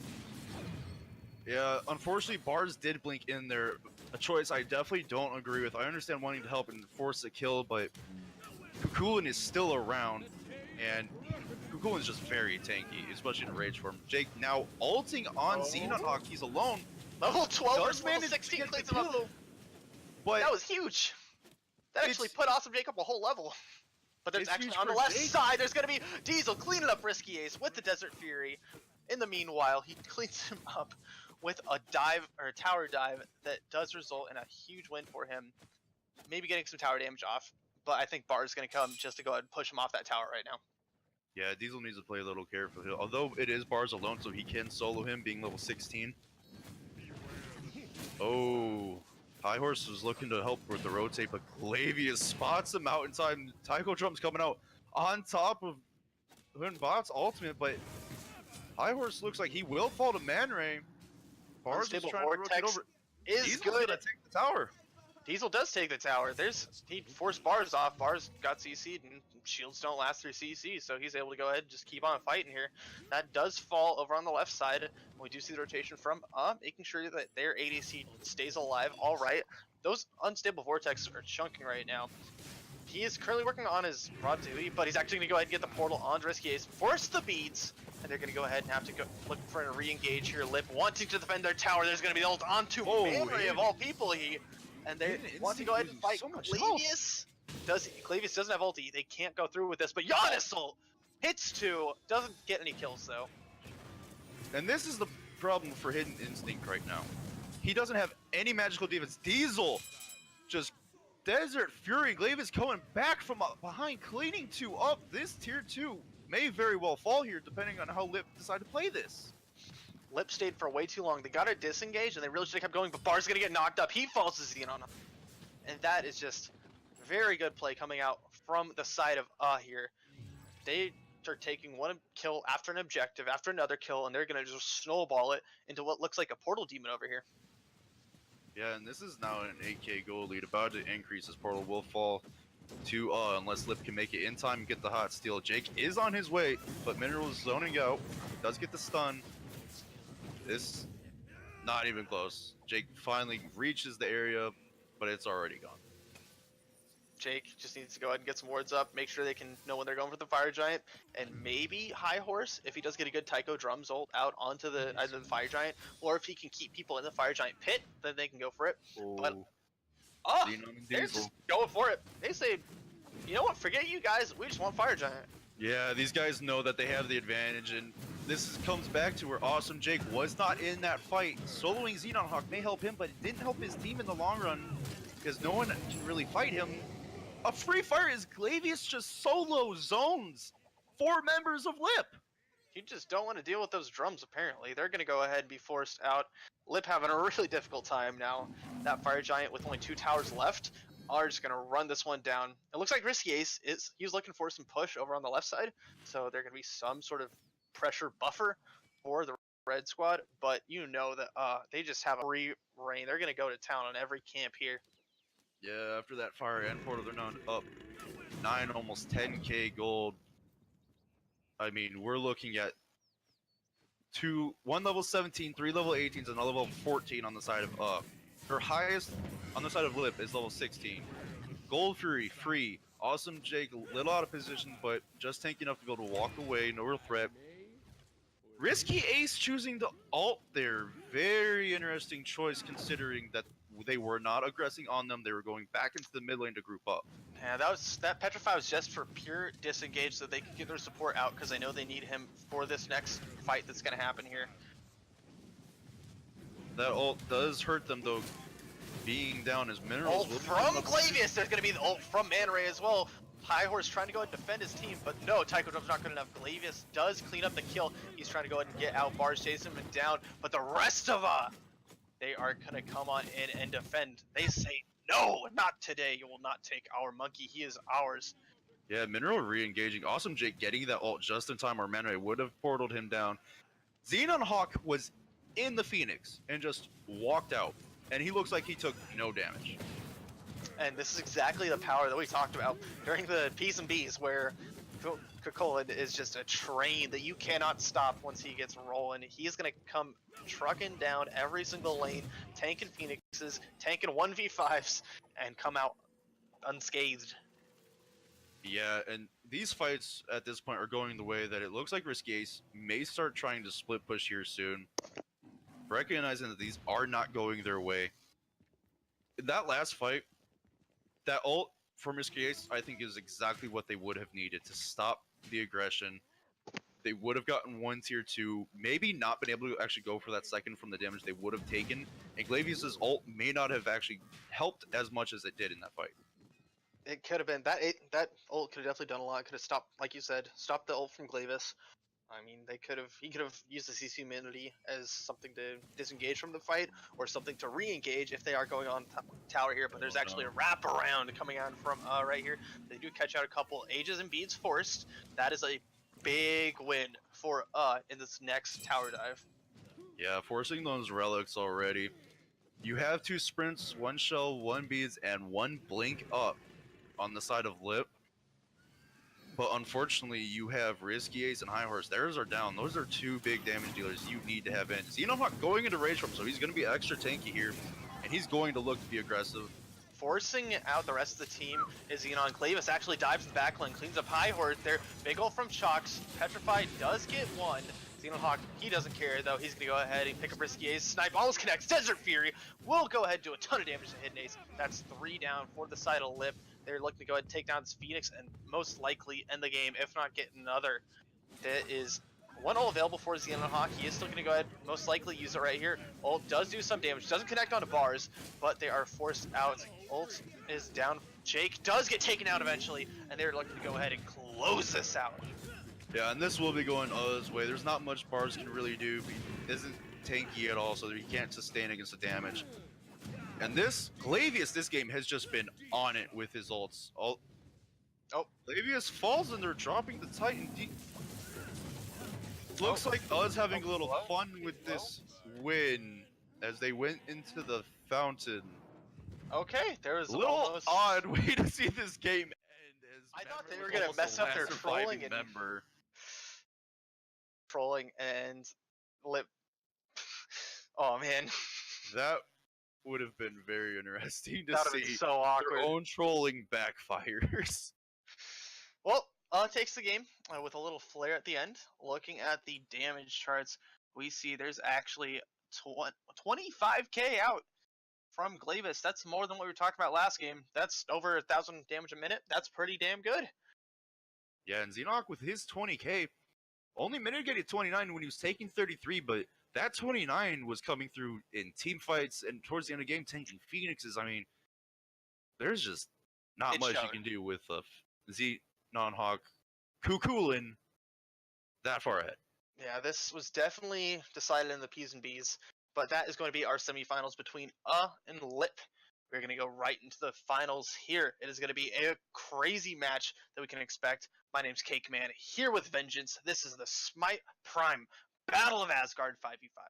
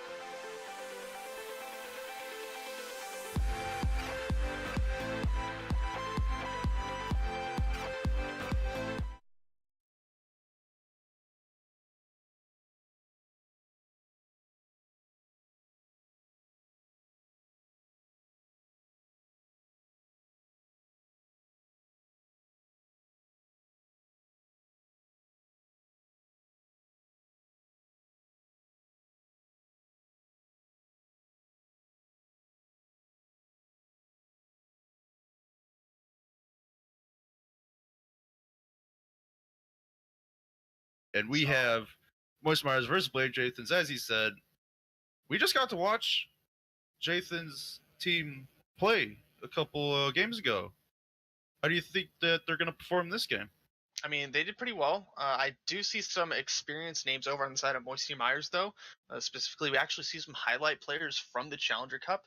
You might not be able to see them on your screen, but we do see players such as Panda Turtle and Collateral, which are generally, I mean, they're known names in the Challenger Cup scene, as well as there's actually one name that I'd like to highlight here, Yuji, who is currently the new, I believe, jungler for Splice of the SPL. Since it is season 4 still, he is eligible to play in the Smite Prime tournament, but that is going to be a highlight player to look for in this match. And he just insta-locked Thanatos. And if I'm saying this right, we had one ban. I think there was a bug with the spectator client, unless they, for some reason, just wanted to only ban out Kakolin. It's a little interesting there, but maybe it'll just be some interesting picks. Robin is going to be hovered over for Blame Jithans. Oh, I expect. I think there was only one ban. If Robin got Was through, there? I think you're right. That's an we've interesting seen pick Robin ban be phase. getting banned out for a reason. These are just next level strats, Vengeance. They really want to go into very in-depth thought here about These what guys- they want for their teams. You know what it is? These guys are getting ready for season 5. You're right. On the just going all PTS, out. a little hint to anyone who hasn't played, mages have been completely broken. So they already know that there's no point in banning out what's known now. What's broken is already established so far. I mean, they got the Raijin, we got the Anubis.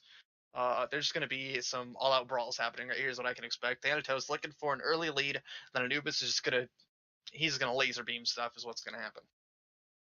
Yeah, and even though he picked up this Thanatos, unfortunately, that's Robin, Osiris, Jungle, and Solo. That is a very aggressive early game. It's a very potent early game where they can go ahead and fade, bully out the lane, and then take buffs, maybe cause some early pressure all the way to the back camps, and get a good 1 to 2 level lead before the first 5 minutes, as long as they're able to pressure correctly. But yeah, and this Raijin, this is the god we've been seeing in the games that we've streamed so far today. Always having so much damage coming out from the Tygo drums. And always, from what I've noticed, is a lot of people have been using that teleport more often than not to engage and lock down someone dying, which is always a smart thing to do. That some people like to save teleports or dashes for escape, but it's always a good thing, especially when you're ahead, to go in and go ahead and engage with it, because especially on Raijin, you do get that lockdown. They are locked down, but that is his escape gone for that time being.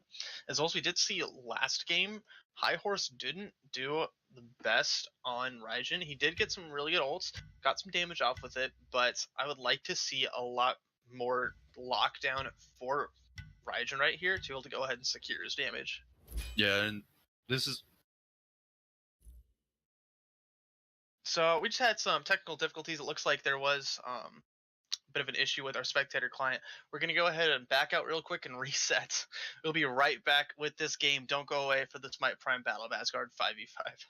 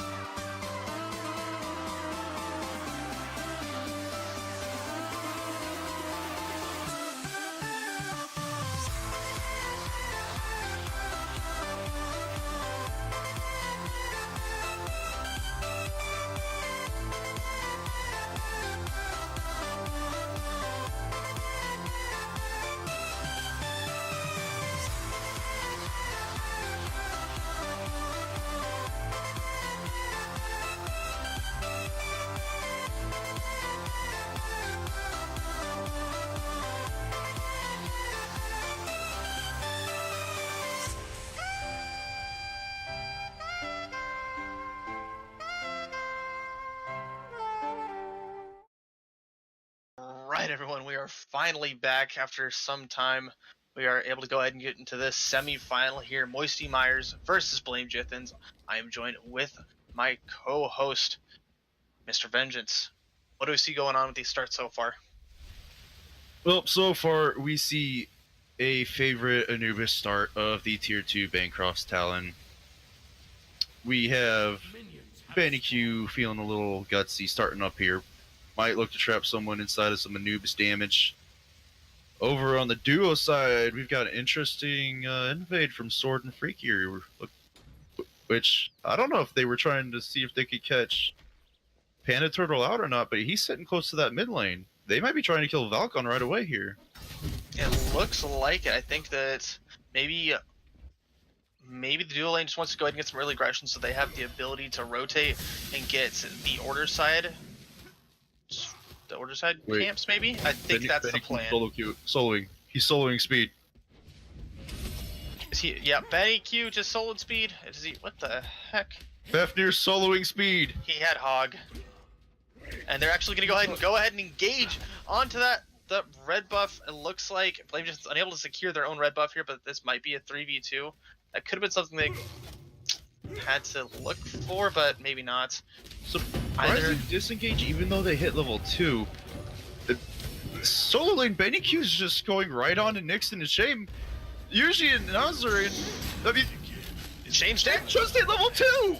Shame's dead. What? Benny Q comes out of nowhere after getting the speed buff and kills the jungler for Blame Jithens. That's a pretty interesting play.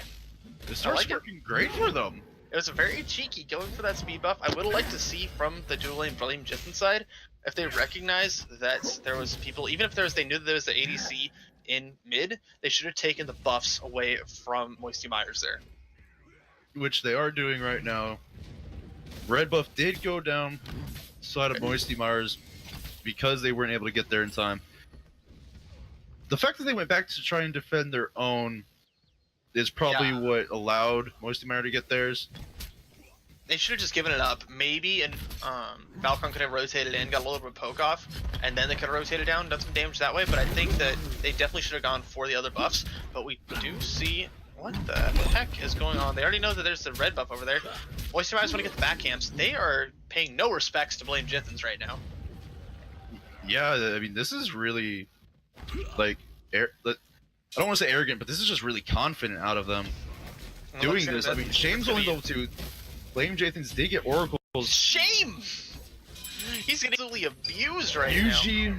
This is the thing about Thanatos in Season 4 with Bluestone. You are going for aggression as he just uses his silence to finish off Freak there as he was trying to roll away. It's just, okay. That's a lot of pain coming from a Thanatos. He's already early game. A lot of people pick up that side just for the sustain. He went Bluestone because he knew he was going for kills. Yeah, he had blood in his eyes, and he got it. So there's 2-0 on top of the Thanatos right there. He's going to go ahead and actually have a huge power spike. Benny Q popped his ult because I think he recognized that Freak and Shame were rotating over, and that may alone have deterred them from coming even close. He just really wanted those camps, man. It puts him up pretty close. Where's he at on the levels? He's actually near 6 right now. Benny Q is 5.5 and looking for more. They're going to go ahead and... Is Benny Q... Yeah, and he's been doing what we normally see the jungler do, sticking with the soul lane and clearing. Yeah, I was going to say... Usually with the mid laner, and Nazar's alone, but he's level 6. There's not much Nixon and Shame can really do.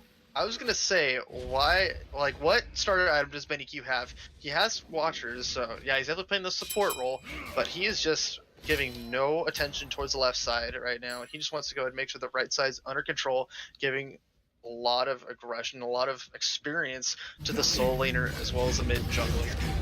Yeah, and even with Panda Turtle starting in mid and not getting the purple buff, he's still ahead in and ult on top of Freak. He's taking a lot of damage. Geb might have gone down there if Benny Q hear that hammer on top of him. Yeah, he jumped in, but no hammer, unfortunately.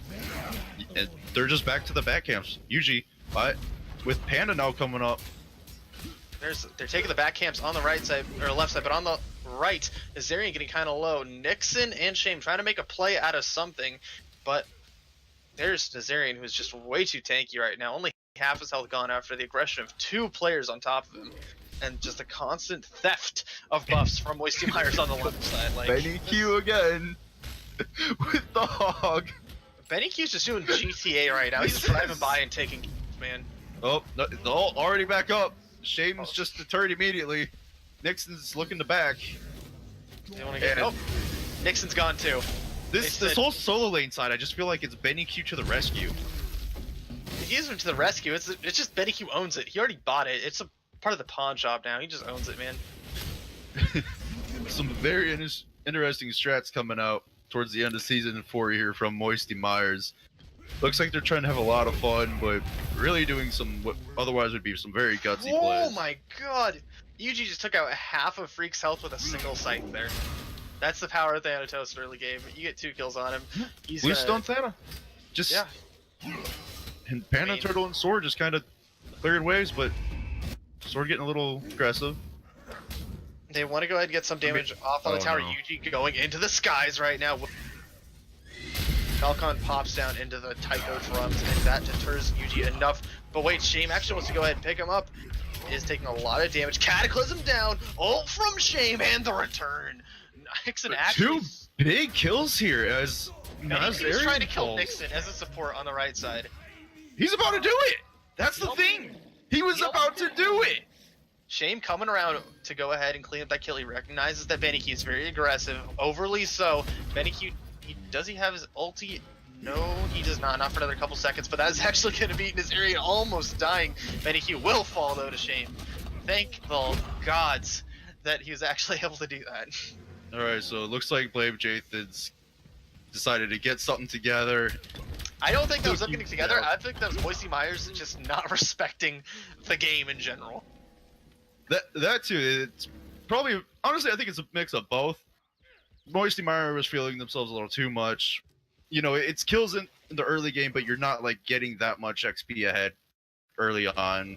It's not like you're hitting mid game and they're still at level 7 or something. Yeah, you're 2 or 3 levels ahead, but those 2 or 3 levels are only a wave or 2 up. So it's not that big of a difference, and they're able to go ahead and kind of catch up there. Looking at the graphs, that is still a pretty substantial lead for this time of the game for Moisty Myers. There's actually going to be an engagement from Benny Q onto Freak right here, trying to go and he hogs the speed buff, secures it for the Myers, and they're going to go ahead and try to continue this fight. Freak taking a lot of damage, Geb getting absolutely abused right here.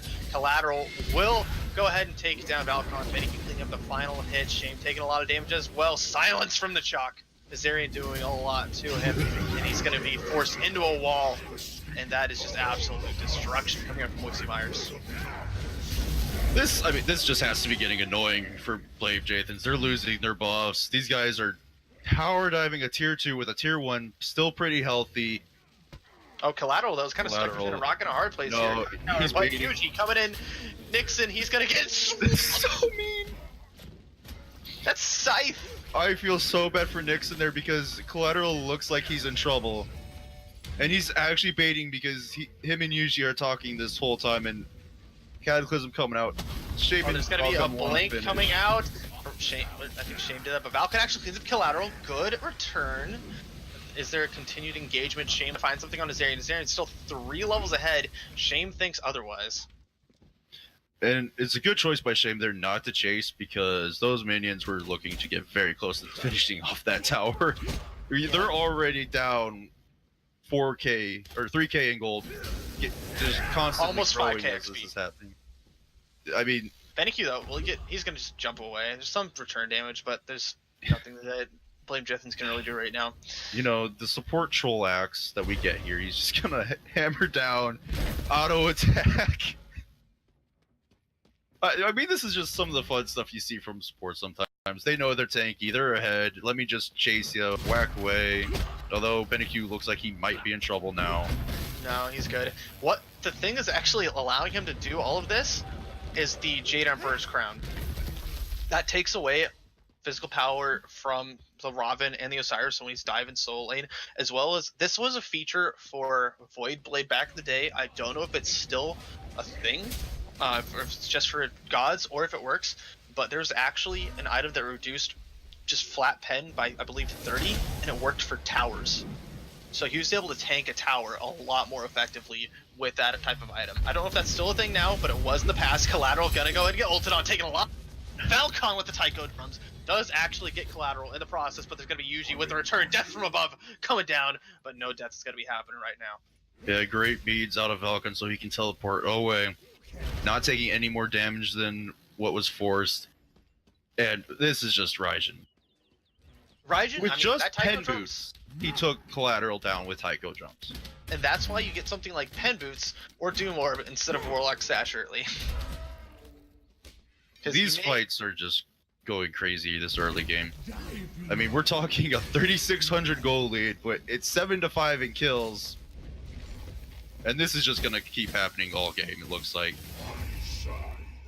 I mean, Moisty Myers are just getting away with going in the jungle and stealing everything.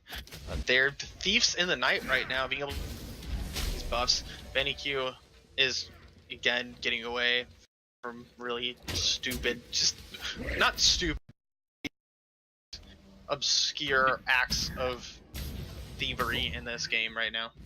So Shame and Nixon decide they don't want to fight Benny Q. I want to walk towards you. Come here. As looked like Clutter was going to get engaged on, they decided to back off. Yuji and Panda Turtle decided to take Oracles. Sword's going to get aggressed here on by Sword? both of them. But I think the reason that they picked the Kronos over the AMC was they knew that there's going to be specific aggression throughout the map, especially towards the back camps, where he could very easily get caught out and soloed or just completely demolished. So with that Kronos, he's having a little bit of heal and some dash. There's Anubis. Like, this is literally just happened. These are all the picks that troll your ranked games and work. Falcon does pick Mazarian. He was in the soul lane, but that Tycho Drum's doing a lot of damage. Benny Q is going to go ahead and try to 1v3 right here. He knows he's going to fall, and that's actually a pretty good pickup for the side of Blame Jithnas right there. Now, that Gold Fury happens because they know Cernan is left. They knew Falcon was in right lane because it was being called out.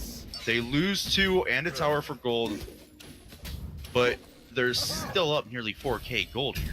1v1 coming out on the left side. Panda Turtle goes into the skies. Sword trying to go ahead and get some damage off. His polymorph did connect, but it was dodged. And there's actually going to be Sword soloing Panda Turtle. That polymorph did pretty good right there. Yeah, that's pretty good for Blame Jathan's right there. Having your ADC able to do that, as fights everywhere else have been going back and forth, but still ending in Moist Mars being ahead in the end. And even with that portal, it's still a 3k gold lead. But at least they have a little bit more map presence there where they can go ahead and kind of show up around Fire Giant. If Moisty Myers do decide to go for something a little bit cheeky, where they will once again use Anubis to burst down an objective, they can at least say, wait, we're here. You don't get it quite yet. We're still going to throw a fight for you, and you might die. Yep, Nixon and Az are fighting in the right side here.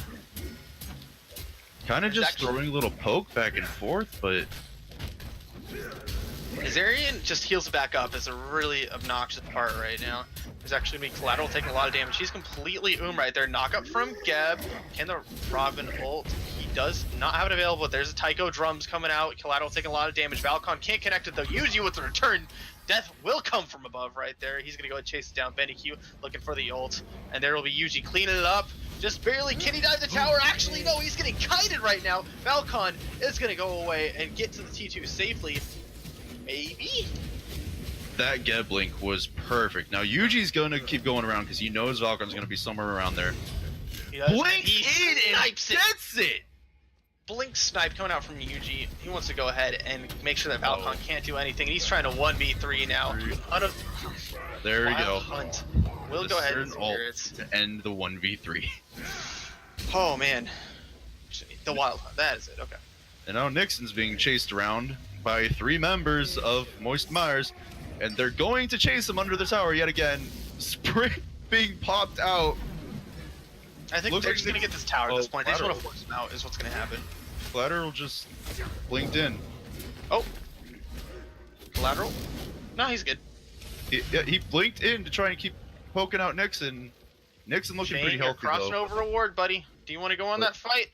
It's a 1v3. It might not have your name on it.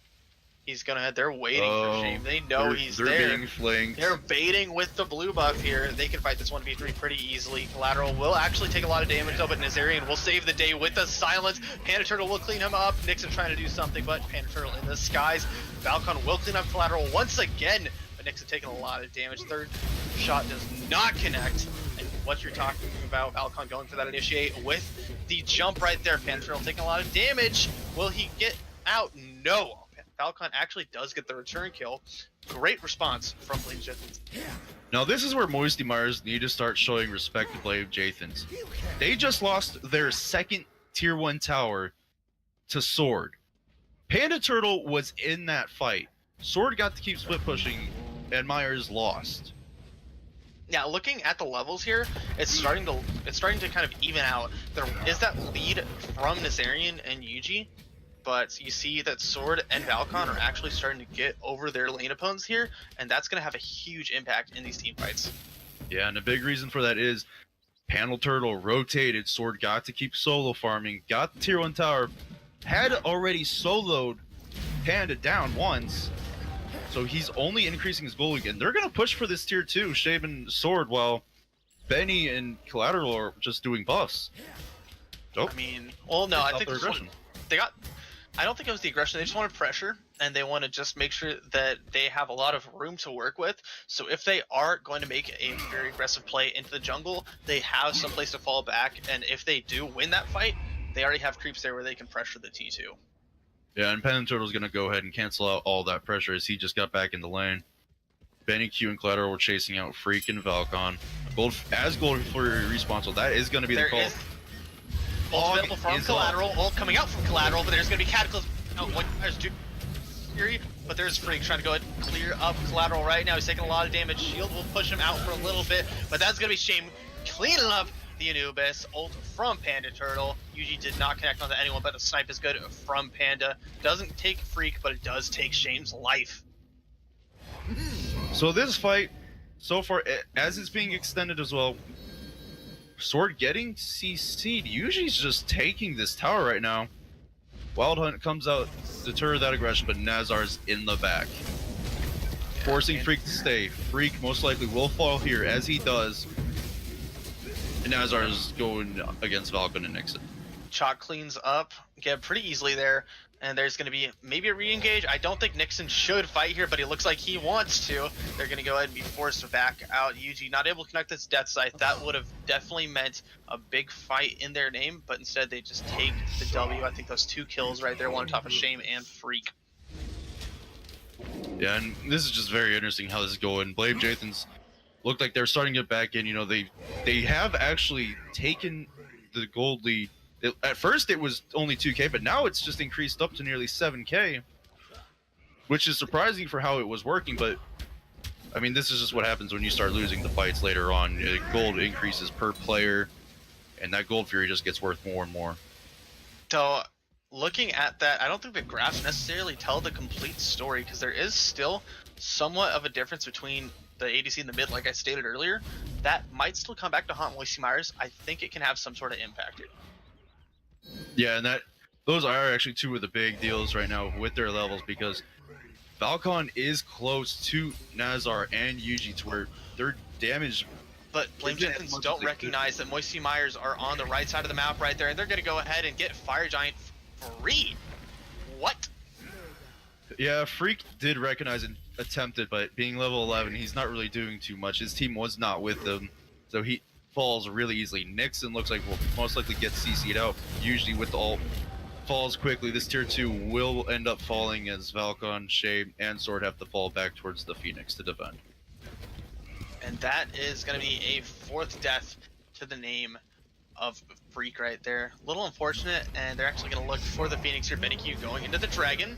Good call, give that extra attack speed. They're going to go ahead and take the fight. Yuji looking for a lot of damage onto Sword. He will find it. Falcon taking a lot as well. Jump is good, but Yuji is there to catch him while he falls. Falcon goes as well. Phoenix down. Do they want to go for the end? It is currently a 5v2. They're looking to close this game out immediately. Yeah, and this is just going crazy because these guys just have so much damage. Thanatos with the Bluestone and Bloodforge online. these guys were able to just push through completely as Sword and Valkon fell. And I that mean, is they Yuji took just out the showed he knew carries. what he was doing. Yuji shows that he is definitely SPL level with that Thanatos, being able to go ahead and invade early, get those 2 kills, roll off of them, control the right side of the map, and keep that lead going. Man, that was definitely a game filled with many, many intense fights. Looking at the damage charts here, there's going to be, once again, we keep saying this name over and over, Yuji rocking that 12,500 damage in about 20 minutes. That's some pretty good stuff right there coming out from the Thanatos. You can expect that he doesn't have a lot of, he won't have a lot of damage in those late game charts, but it's because he takes it all out in the early. Yeah, and really, with 12.5 being the high end for player damage, that really tells you about how far these guys really got into the game. They didn't really ever progress past mid because their items didn't really come together. So it was kind of just wipe as a team and push. That was it. I mean, they just get a kill, take an objective. That's how Smite works, and they did it very well. So what we're going to do is we're going to go into the finals. Finally, I'm no longer a liar. We're going to go into the final match of the night. I believe it is Moisey Myers versus. Let me see real quick. It is Moisey Myers versus and it's going to be actually a very good match. I'm excited for it. Once again, we're going to come back with it. My name's Cake Man, here with Vengeance. This is a Smite Prime Battle of Asgard 5v5. We'll be back in just a couple minutes.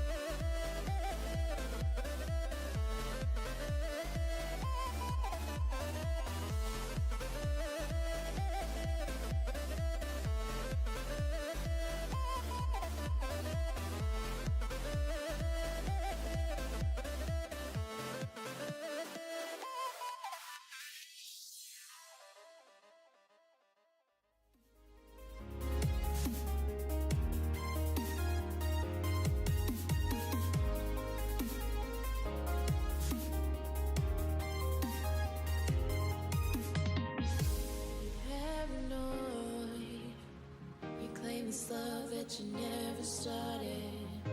You once destroyed a broken heart that was already shattered. Holding on to what we have and take us to the edge and back. Holding on to what we have and take us to the edge and back.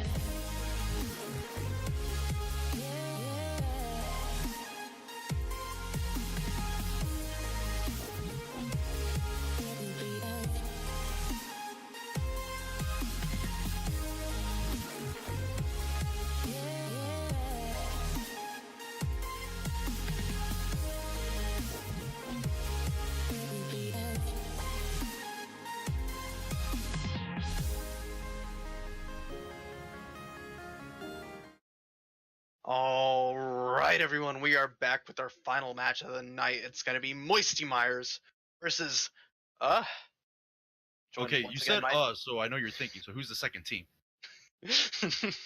Oh my God, Vengeance! I mean, come on. All right, so my name's Cake Man here with Vengeance. We're getting to the final match. First guy that's going to be picked up is Robin with a return Kukulin and Nemesis. Big pickups from the Red Squad. No, in the last game we didn't really get to see the picks and bans because we had some issues. But yes, you're seeing this right. Is the only team to do bans. Mosty Myers passed on both. Mosty Myers obviously feeling very confident. It's a very good strat. I mean, they get a lot more stuff to pick from. There can be some pretty spicy picks in it. We can maybe see something cool. Maybe something like a Thanatos last game. I don't know. Ardio's locked in. That's a big pickup, as well as Giannis for Yeah, collateral. I don't know if we're gonna see Thanatos just because usually he's on Robin. I think he's gonna want to He's enjoy thinking that otherwise. ult from the jungle side. That's true. As you I were mean, it's a good speaking flex of, pick. yeah, it definitely is that. And as you were speaking of spicy picks, we did see Turtle hover over Heatwall, which would have been some real spiciness.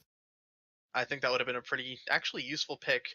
With the crowd control that comes out from the knockup, you actually stop Nemesis shield. It just goes away and you just kill her. So I think that's actually a pretty good counter that they could have gone for. Portal has the same effect. I'm not entirely sure if it's the same type of CC, at least the way the game works. So maybe the shield will stay on. I'm not entirely positive on it, but From the teleport, it is a banish. They do fall through the map and come back from above. so I believe the shield would stay at that point. Then it's not like a hard CC. Right, but I do like the Yanus better in this situation because you do have Kukulin. He can teleport people in and out just in case Kukulin does rage or ults rage. Ults again, not everyone has to be guaranteed in both those damage abilities. Geb coming out from the side of very good removal of CC and engagement. So far, pretty solid comp. I mean, it's just like you said, it's a solid comp where they can go ahead and have strong disengage and engage on their side with Kukulin as well as the Geb. Ao Kwang is going to be hovered over. You guys can't see this here, but if they do lock this in, that is actually going to be a pretty spicy composition where my guess is either going to be, I'm going to say it's Ao Kwang solo. I know that Nemesis solo might be the better possibility, but I think Ao Kwang has a higher potential to just free farm if Nemesis can create some kind of just presence on the other side of the map. But we have a Kukulin in the game. Oh God, Is this fine, Alcon mid? just maybe it is. That's I mean, on ADC. Man Ray still has to pick. I don't know. I was thinking way too hard into it and didn't even look at the top pick. We'll have to see what that comes out to be. Or that is most likely going to be a Ardio's solo with Robin in the jungle. So Ganesh will be locked in, as well as there's going to be an ADC hover for the last pick. It is hovering over on her right now, but we can expect maybe something different. Nope, on her locked in for the final pick. And all we can expect is the final pickup here for the wonky composition coming out from So Man Ray picks up Huyi, gives it to Diesel, picks up Kukulin mid. Mid. It's It looks Kukulin like. mid. I called it. I didn't actually. Wait. No. Okay, so Damn it. Benny Q on Ganesh. It is Alquan. No, I'm not trusting this until the last second because they're gonna do it again if I say anything. But Benny Q on Ganesh, we saw the last game on Fafnir, hog invade right away, and okay. And Collateral's back to his main role of support. All right, I just got trolled. Benny's taking the ADC. Panda Turtle is going to go ahead and mid now. They're just lane swapping, man. They just don't want to play the roles right now. Or actually, they're playing the main roles now. They didn't want to last game. Yeah, I thought would do it to me if I mentioned it, but no, Moisty Myers did it because It was a good old bait and switch. why not? So that's All what right. feels bad, man. Well, these are our comps. Pretty interesting. We can actually see a standard comp from Moisty Myers, surprisingly. That looks like it's to be an Alquan mid, but we're going to have to wait and see. We'll find out in a couple minutes. My name's Cakeman, here with Vengeance. This is Smite Prime Battle for Asgard 5v5.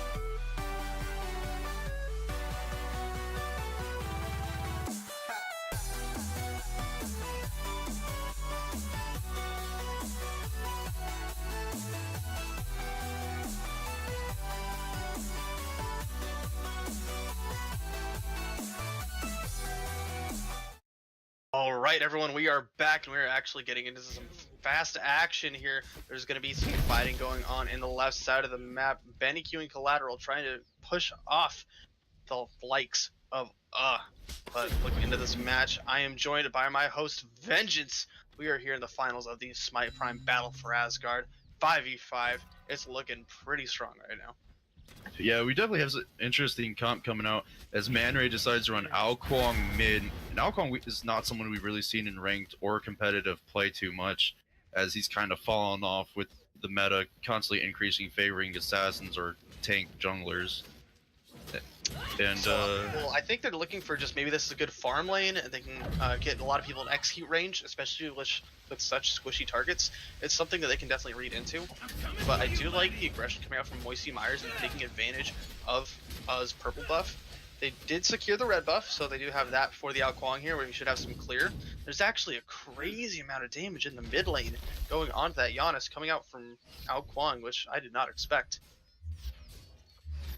And over in the solo lane, Nazar and Yuji did get a little poke off, but managed to push through. As Yuji's going for the back camps again. Left Harpies are going to go for Man Ray and Mineral, and Panda Turtle's just kind of chilling with his farm. You know, just kind of sitting back, not letting anyone catch him. Like Giannis with farm can do a lot, so just let a man get his farm, and then from there he can kind of go off of it. There might be some aggression. No, there's really nothing there's really nothing for Moisty Myers to look for on the top side of the map, so they just wanted to go ahead and kind of avoid a fight right there as early as possible, because Kakolan and Nemesis are both pretty strong early forces. Not compared to Robin, but that's still not a risk that looks like they want to take. Yeah, and it looks like there's some pinging going out that maybe Diesel was asking Glavius to come over and get Benny. Benny gets a little aggressive. Diesel leaping time, taking no damage for it. Glavius is coming around from the backside. He is actually going to go ahead and collapse. Recognition from Benny will get him out early right now, but Slice and Dice is good. Jump's already down because Benny jumped aggressively, just as I say that it comes up in time. But Sprint trying to get some damage. He should get to his creeps in time though, but is he going to go ahead and dive? No. Benny Q getting all the way down to less than 200 HP. He looked like he was near death right there. And now in the mid lane, we have Yuji putting pressure onto Man Ray since Mineral's no longer there, but they're going to go ahead, take a look at the speed. Usually looks like he's wanting those back camps again. Panda Turtle going to solo lane here. Looks like he's going to try and finish off Xenon Hawk, who Nazar has low. But he does have him low, no ability to go ahead and dive right now, which is a little unfortunate. Xenon Hawk also, with the amount of pots that he has and HP 5, he's going to get that right back. So Panda Turtle recognizing an ability, but the door closed just as he was showing up, so he couldn't quite close it out right there. Yuji should be okay in this mid with a 3v3 grouping. Normal farm stuff right now, nothing too big unless they cash out a mage here. Yeah, and that's the nice thing about Robin, that in whatever position you're going to play, you have his 2, which gives him immunity frames and it allows him to kick through whatever's being done so he can keep moving, which is exactly what allowed him to not get caught and confidently walk through mid, as Mineral is caught. Coming out from Collateral, and Mineral's going to get caught up with the Geb. He's actually going to take a lot of damage. Duck in place. Nazarian takes out first blood onto Mineral. This is a pretty big deal for Moisty Myers, is Ardio getting ahead with that kill, giving her the gold. That's going to put Kakolan in a little bit of a tight spot if Yuji and the rest of Moisty Myers can continue to keep pressure up on these camps. And Glavius is being a little bold. Xenon wants to come through, and Panda's taking a lot of poke. Xenon actually does clean a Panda Turtle right there. Big ult coming out from him. Rage is going to go hard up. Rooted, Collateral. He's trying to get a lot of damage off second ult. There's going to be some fusion going on. Ult is good. Collateral taking a lot of damage. So Xenon with a lot of return. Geb shield is okay. With those low cooldowns and the low respawn timers, Mineral will be back up in time to save the life of Xenon Hawk. Man Ray was looking to hopefully push Collateral down to a point where he could execute, start passive, getting those passive stacks on. Usually using the 2 to immune all damage incoming. Man Ray not getting the opportunity he was looking for as Moisty Myers med to heal back up. And over in the the left side, I mean, there's looking to be some aggression from Diesel. He will go ahead and clean up the purple buff right here. I don't know if Benny Q would want to fight this, but he's actually used the Desert Fury, and it is wasted. great play on Diesel's part to just immediately leap up. Benny And showing no now patience, but there's going to be the sun's raining down coming from Diesel. He's trying to go ahead and defend for his life. Benny barely getting out alive. Great impale to push Diesel back. yeah, that's exactly what he needed there. Hitting that in the way he did. Diesel trying to get the ricochet, does not have the right angle to get it off. Benny's going to safely back, it looks like. That was honestly a great play off of Diesel, getting the ult and whatnot, but Benny Q had the beads and the leap to manage to get out, and now Panda Turtle's here to try and keep Diesel from further aggressing much more on this tower. Oh, I mean, Diesel baited Benny Q out for that fight. He went to purple, and then Benny just didn't respect the fact that Ricochet could take half his health. And with those suns, it was getting pretty close there. Wave did save his life, though, which is a good part. Aggression in the mid lane coming out. Is going to be the ult from Panda Turtle. Is it going to connect with anything at all? No. That is going to be a strong disengage. There was looking to be some makings for a team fight in the mid, but nothing of it so far. Yeah, Glavis nearly walked back into that. Fortunately for him, manages to avoid it completely. As although Man Ray only has tier 1 lost artifact, so there's not really too much poke that'll come out, but it is still the end result. Even with the scaling gone down, as Nazarian just soloed Xenon. back to that RDO getting a lead, just takes down Kukulin solo. Well, I mean, he can go ahead and cancel out his jump, which is a good source of damage, and all Xenon can really use is his clear. So Nazarian doing a great job at that. There's going to be some blue presence in the top side jungle. Yuji, I don't know what he's looking for, but it's going to be something big. It's actually the speed buff coming up here any second. Grouping of 3 members from Moisty Myers onto Mineral, taking a lot of damage. He's going to get rooted right here. Cataclysm saves his life, though. The ult is good from Man Ray. That is exactly what I was talking about. That ult puts him up into his dragon form, looking to land down on top of someone here. Looks like it's going to be Yuji. He's taking a lot of damage, but can Collateral get the disengage? I don't know. No! Yuji gets out with the ult by the skin of his teeth. Yeah, Moisty Myers, really unfortunate play for them as that Nem ult just turned it completely around on Nazar. And even if that hadn't happened, I think that fight would have turned out the same, just because Xenohawk was coming up the side, and both Benny Q and Panda were on the left side of the map, focusing out Diesel. So it ended up being a 3v on which we did see Collateral end up helping usually get out, usually having to use his ult to be able to get disengaged though. Well, at least, I mean, with that ult, he did a great job zoning with it, allowing for Yuji to be able to get enough space between him and his opponents to ult over the wall. So it ends up being a decent win for them. They also took out Mineral, so even though the support may not be worth that much, that's still just that much more of a lead that they can play with. On the left side of the map, Benny Q barely secures his purple buff. I was going to expect a fight to break up between him and Diesel right there. Those two have been brawling it out pretty consistently throughout this match. Yeah, I think Benny Q's honestly trying to avoid as many jungle fights as possible. As we saw earlier, any walls that you give Diesel, he's going to try and use to his advantage for getting the extra poke. As Xenonhawk was looking to steal away speed, but 3 people there, it's not going to be possible, even with his rage form. And that's what you need when these teams really start grouping for buff contention. You need to make sure that all of your teammates are there to secure that one buff, or else there's going to be hell to pay with an act like that. So it's a good thing that Moisty Myers are recognizing us aggression and grouping to kind of answer for it. And now we have Glavius Minimum Mana looking to go in on Collateral, using that dash just in time before Mineral could get the knockup to secure him into place for Man Ray and Glavius to get that extra damage off.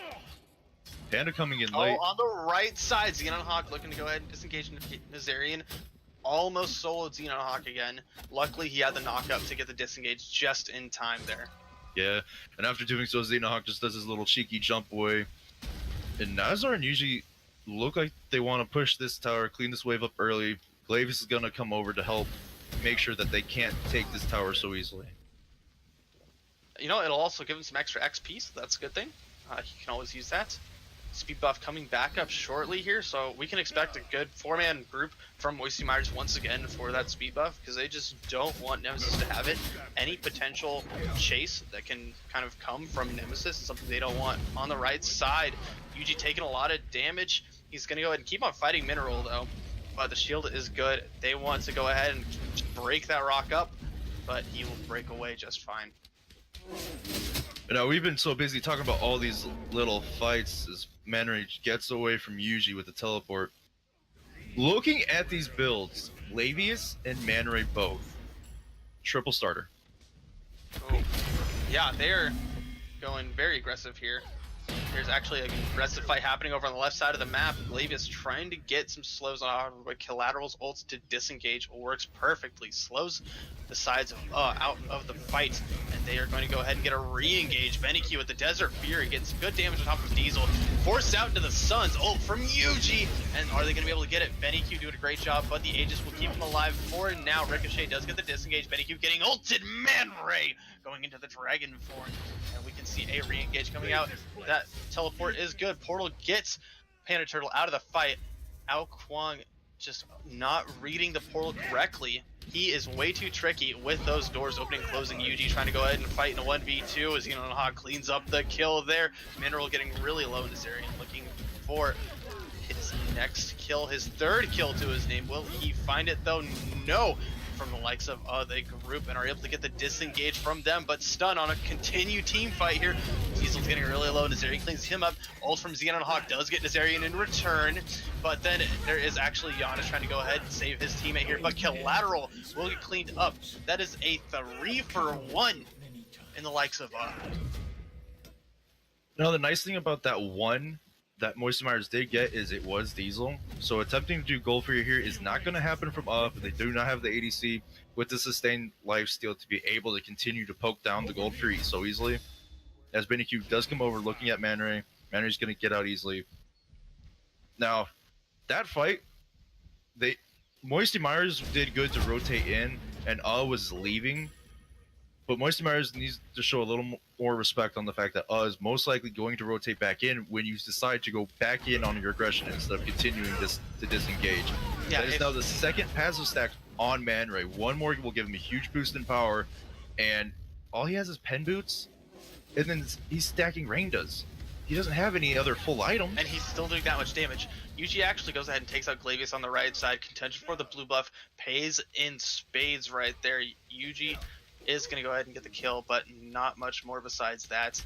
Still, though, that is a good pickup. Glavius falling, and there is a 2-level deficit between the junglers. Yeah, and this is where really that starter item probably wasn't the best for Glavius, although I do understand because it does give you the extra pen and movement speed buff. You're still a nemesis, and that item is probably more effective. Like, Rangda's on Ao Kwang is working right now because he is getting the kills. He's stacking up his passive. It's a good spike. And he does have now Bancroft. I feel like they're trying to say that they feel confident enough to do this, but it almost feels like both teams aren't showing exactly the same respect to each other that they should. Oh, in that respect, Man Ray takes about half his health.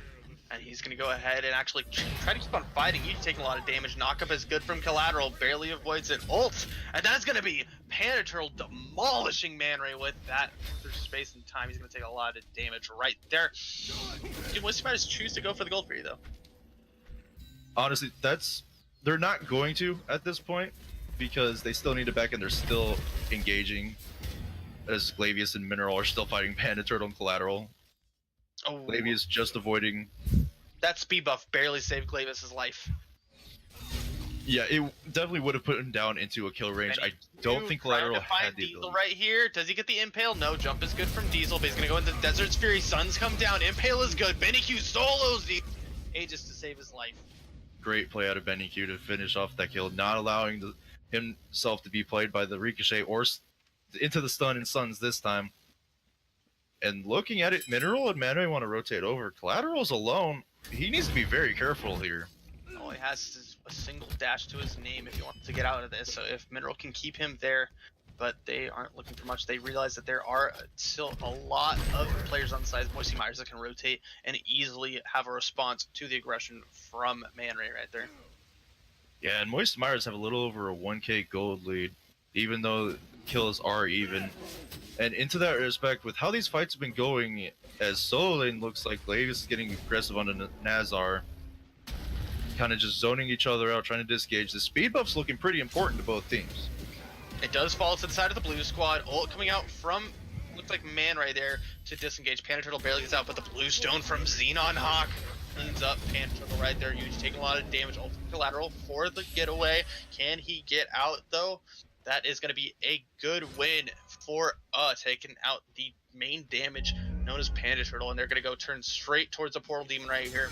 There's going to be still, there's two ultimates left for the side of Moisty Myers, and so really need to respect this right now. Yeah, have 2 ults themselves from Xenon and Meryl. These are 2 big AoEs, so if Moisty Myers really do want to come in and steal, which it looks like they're just going to completely disengage off, they need to have been very careful. But Benny Q just taking away oracles. Now we finally have vision around Gold Fury, as for a while now the wards that were placed around have died out, and no one's really been focusing any vision there, even though these fights have been going pretty one-sided, whether it's towards or Moisty Myers. Yeah, you really need to recognize what's going on, but in the mid, Mary's actually going to get, he's going to get portaled out. Beads are good to get him out of that fight. Benny Q maybe looking for a 2v1 on the left side of the map. No, he just wants to go ahead and make sure that he gets out all right. There's a couple important things that are burned right there. Only 1 beads left on the side of that's going to be on top of Nemesis. Well, on the Robin, he still has his, but you can't expect a straight target for either mage on this next team fight, where they're going to get absolutely blown up. Yeah, and honestly, Benny Q choosing to disengage there, as Myrtle keeps him around as he was lazy backing. Benny Q in that last 2v1, disengaging was definitely the right call, because he didn't know Man Ray was coming around, and if Benny Q had stayed, Mineral and Diesel might have called him over to try and get his 3rd passive stack. For sure. I mean, Man Ray getting that 3rd passive stack will, lead the game essentially. With the Rangdas almost stacked all the way, he's going to feel the pain, or he's going to make a lot of pain. But Benny Q is going to go ahead and get the Sun's rain down upon him. Aegis will get the disengage, and that is going to be, actually, I'd call that a win for Diesel right there. With the Aegis down, Benny Q's have to play a lot more carefully. Yeah, especially since Diesel's Suns will be up before that Aegis will be. Definitely a win for him. It helps because the back, Man Ray has started up Gold Fury. These guys can start to try and push it. Collateral does have his ult though, so they need to be careful. There comes Ganesh ult, but manages to take advantage. Oh my god, through space and time, demolishes Man Ray right there. Gold That's Fury twice. is secured, but That's twice now. That unfortunate for Man Ray, his positioning has been right in that path. it's just like he's a portal magnet right there. But there is still a continued team fight. Mineral gonna get cleaned up by Panda Turtle. Xenon Hawk trying to get the disengage, but Panda Turtle's portals are too good. Xenon Hawk will not be able to secure that kill right now.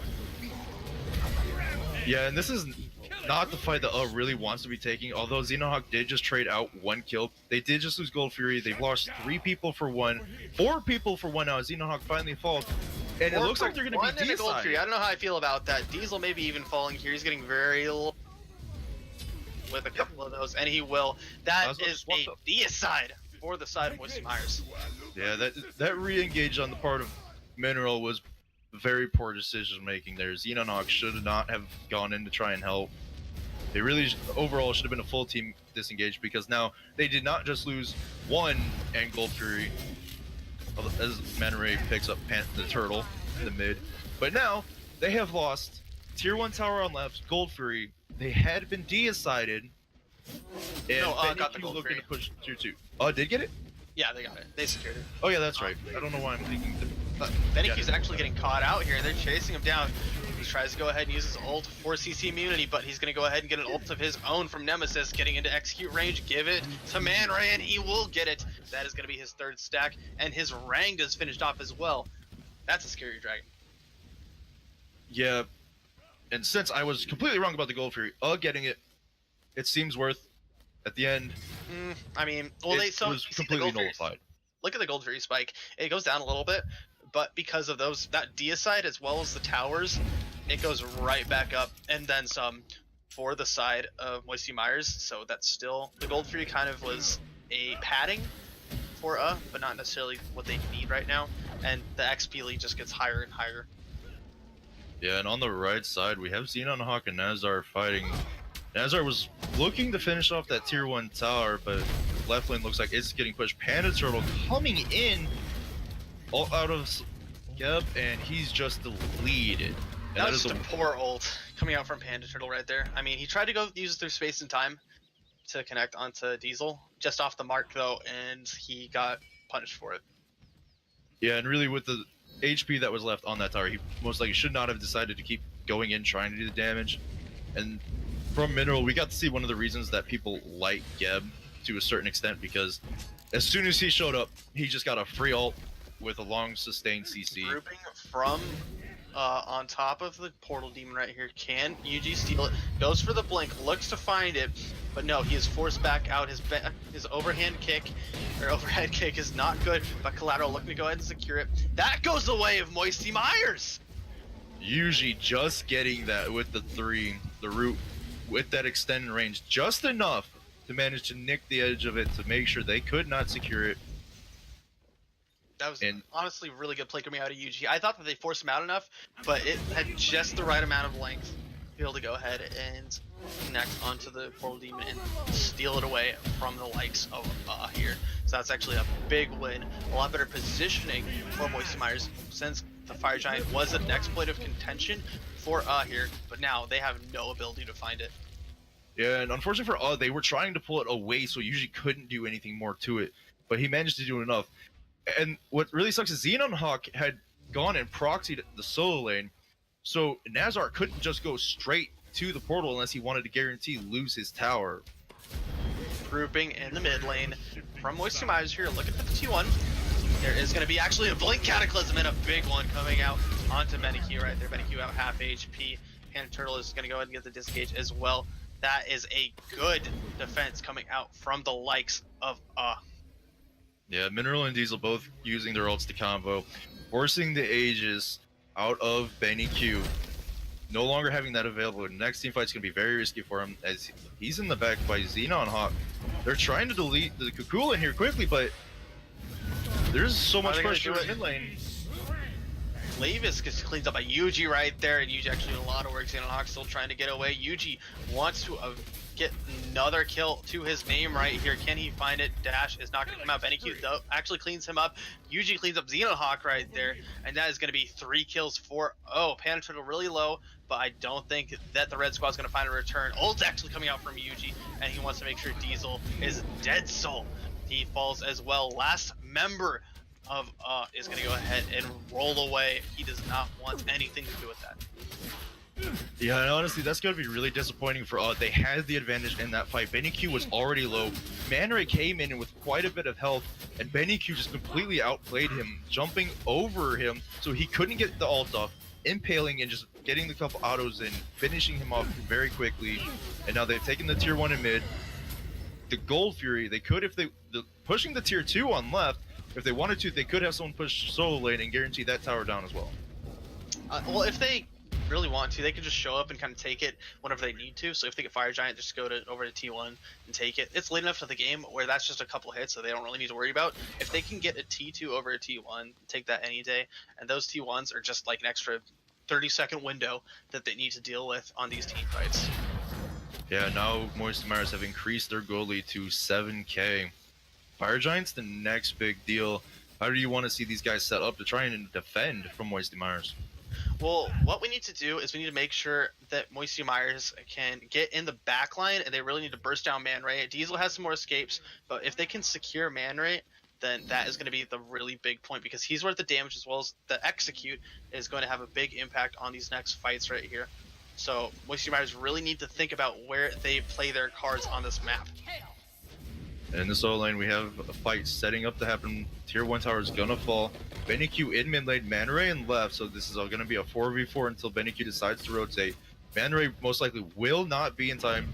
Benekyu's gonna go for that tier 2. And Moisty Myers just look like they're stalling each other as the 2 in mid are gonna fight. Benny did successfully get the T2 right there. It's a big pickup. Man Ray unfortunately unable to get the re-engage and defend the T2. So they will actually go ahead and get out. Moisty Myers looking to fight here. Mineral forced a Cataclysm. He's actually getting knocked up and he's going to get absolutely demolished. Yuji picking another kill. He is currently sitting 5-1 and 5. Pretty good stat line for the jungler coming out from Moisty Myers. Yeah, Mineral got completely caught out there as he was trying to get around to the backside of BenQ so Man Ray could finish him. But the team Xenon rotation from Hawk. Moisty was great. Xenon Hawk, come on! Yuji's actually going to go ahead and ult on top, cleaning up. Xenon Hawk currently trying to run for his life. Nazarian wants to find another person. Surrender vote comes out from the side of here. Xenon Hawk can actually knocked up as well. BenQ with that kill to his name. He's only sitting 3-2 and 5, but still that is a big one as well. Phoenix will go down here, but not after some time. Wait, Flavia is cleaning up Yuji with the great play out of him. He actually blinked in to get the slice and dice, but BenQ cleans him up anyway. This is a very hard retreat out of Moisty Myers. Great defense. There actually might be an ult. BenQ really does not want that on top of him. There's a good zoning coming out from Collateral to go ahead and keep Man Ray off of BenQ right there. They are going to be A-okay. No Phoenix down. Good defense from So this is actually going to be once the members of Moisty Myers come back up, you can expect for them to go to the Fire Giant. Through space and time coming out from Panda Turtle. He does only connects onto Mineral. He is tanky enough. Man Ray though is actually going to get bursted down right here. He cannot run away now, but that is actually off the mark. Nazarian picks up Man Ray. Great zoning job out of Collateral and Nazarian. Understanding that they were both tanky and Nazar will do enough damage to fight them. Moisty Myers, a little disappointed they couldn't finish off that Phoenix, as it is going to continue to regenerate health. But in the end, they got Man Ray down, and they're able to set up to win a fight at Fire Giant, or just burn it quick enough to where they can push down that Phoenix officially. Also, I mean, no, they could have had the pressure. I think if they focused Phoenix a little bit more, it would have gotten down right there. They do get the Fire Giant. There was really no... I think knew that they were doing it, but they just didn't want to have to worry about it. All they really need to worry about is let's take a defense at these Phoenixes. We know we can do it. We've already tried it. We have the capabilities, so long as we can get someone in execute range and allow Man Ray to go ahead and just get in the back line, eat someone up, and continue that fight, and it'll just steamroll the direction of... Yeah, and really, it was only Mineral and Xenon Hawk there anyway. Had the two tanks try to go in, you're taking the huge risk of 5 members of Moisty Myers burning your 2 tanks down and getting fire. They'll get the tier 2, and Phoenix really wouldn't be much of a defense then, once you have your tanks gone. So that's definitely a smart play coming out from them, keeping their tanks alive. And that's actually going to be... Ricochet's doing a little bit of damage, but the HP 5 coming out from Fire Giant, that's no worry for the side of Moisty Myers here. They just want to go ahead and heal back up, allow the waves to push up, and then they're going to take this Phoenix pretty easily. Ricochet, though, Diesel is doing a pretty good job with that guy. Yeah, he's definitely wanting to make sure he keeps that poke up, trying to deter the squishies on the side of Moisty Myers from getting too close. Penetrate left that portal, it closes just as Nazar wanted to go through. That will be... Yuji almost soloing it. He's able to go ahead and outside of the Cataclysm. That is also Nemesis ult down. This is a great chance for Moisty Myers and their re-engage. They're actually going to look for a lot of damage, and Panda Turtle destroys a Man Ray with the through space and time. Knockup is good. Collateral with the disengage. Oh my god, BenQ barely gets out, and that will be Yuji in the meantime getting the middle Phoenix while also taking 3/4 of Diesel's health on a single ability. Nazarian credited for the kill. Now, through all of this, BenQ has yet to use Desert Fury. Diesel burned his ult to try and zone away on the Phoenix. And there comes the Desert Fury as they finish off Mineral. Lavius and Xenon Hawk, the only 2 alive. This is going to be a very hard defense, and it looks like Moisty Myers will burn down this Titan to take the Half victory. health, quarter health, dead health, that goes the Titan, and the game will fall to the side of Moisty Myers. Yeah, in this game, it just seemed like anytime there was any sort of objective fight where Panda Turtle was ult, Man Ray just found himself caught right in the middle of it. Yeah, Panda Turtle, those ults would just kind of make Man Ray disappear. He would just kind of his code is gone. He's deleted from the game. Yeah, It's I like mean, like never loaded. out of his 5 deaths, we saw 3 of them from space and time. And that is a very good Giannis play. Not only using that for the utility to be able to go ahead and get through one part of the map to another, just with spatial awareness, being able to go ahead and set up a team fight, but then also bursting down someone with that tiny portal is a great play. Yeah, and that is a congratulations to Moisty Myers winning our final match of the day of the Battle for Valhalla tournament today. I'm TIH Vengeance. It was a pleasure casting for all of you.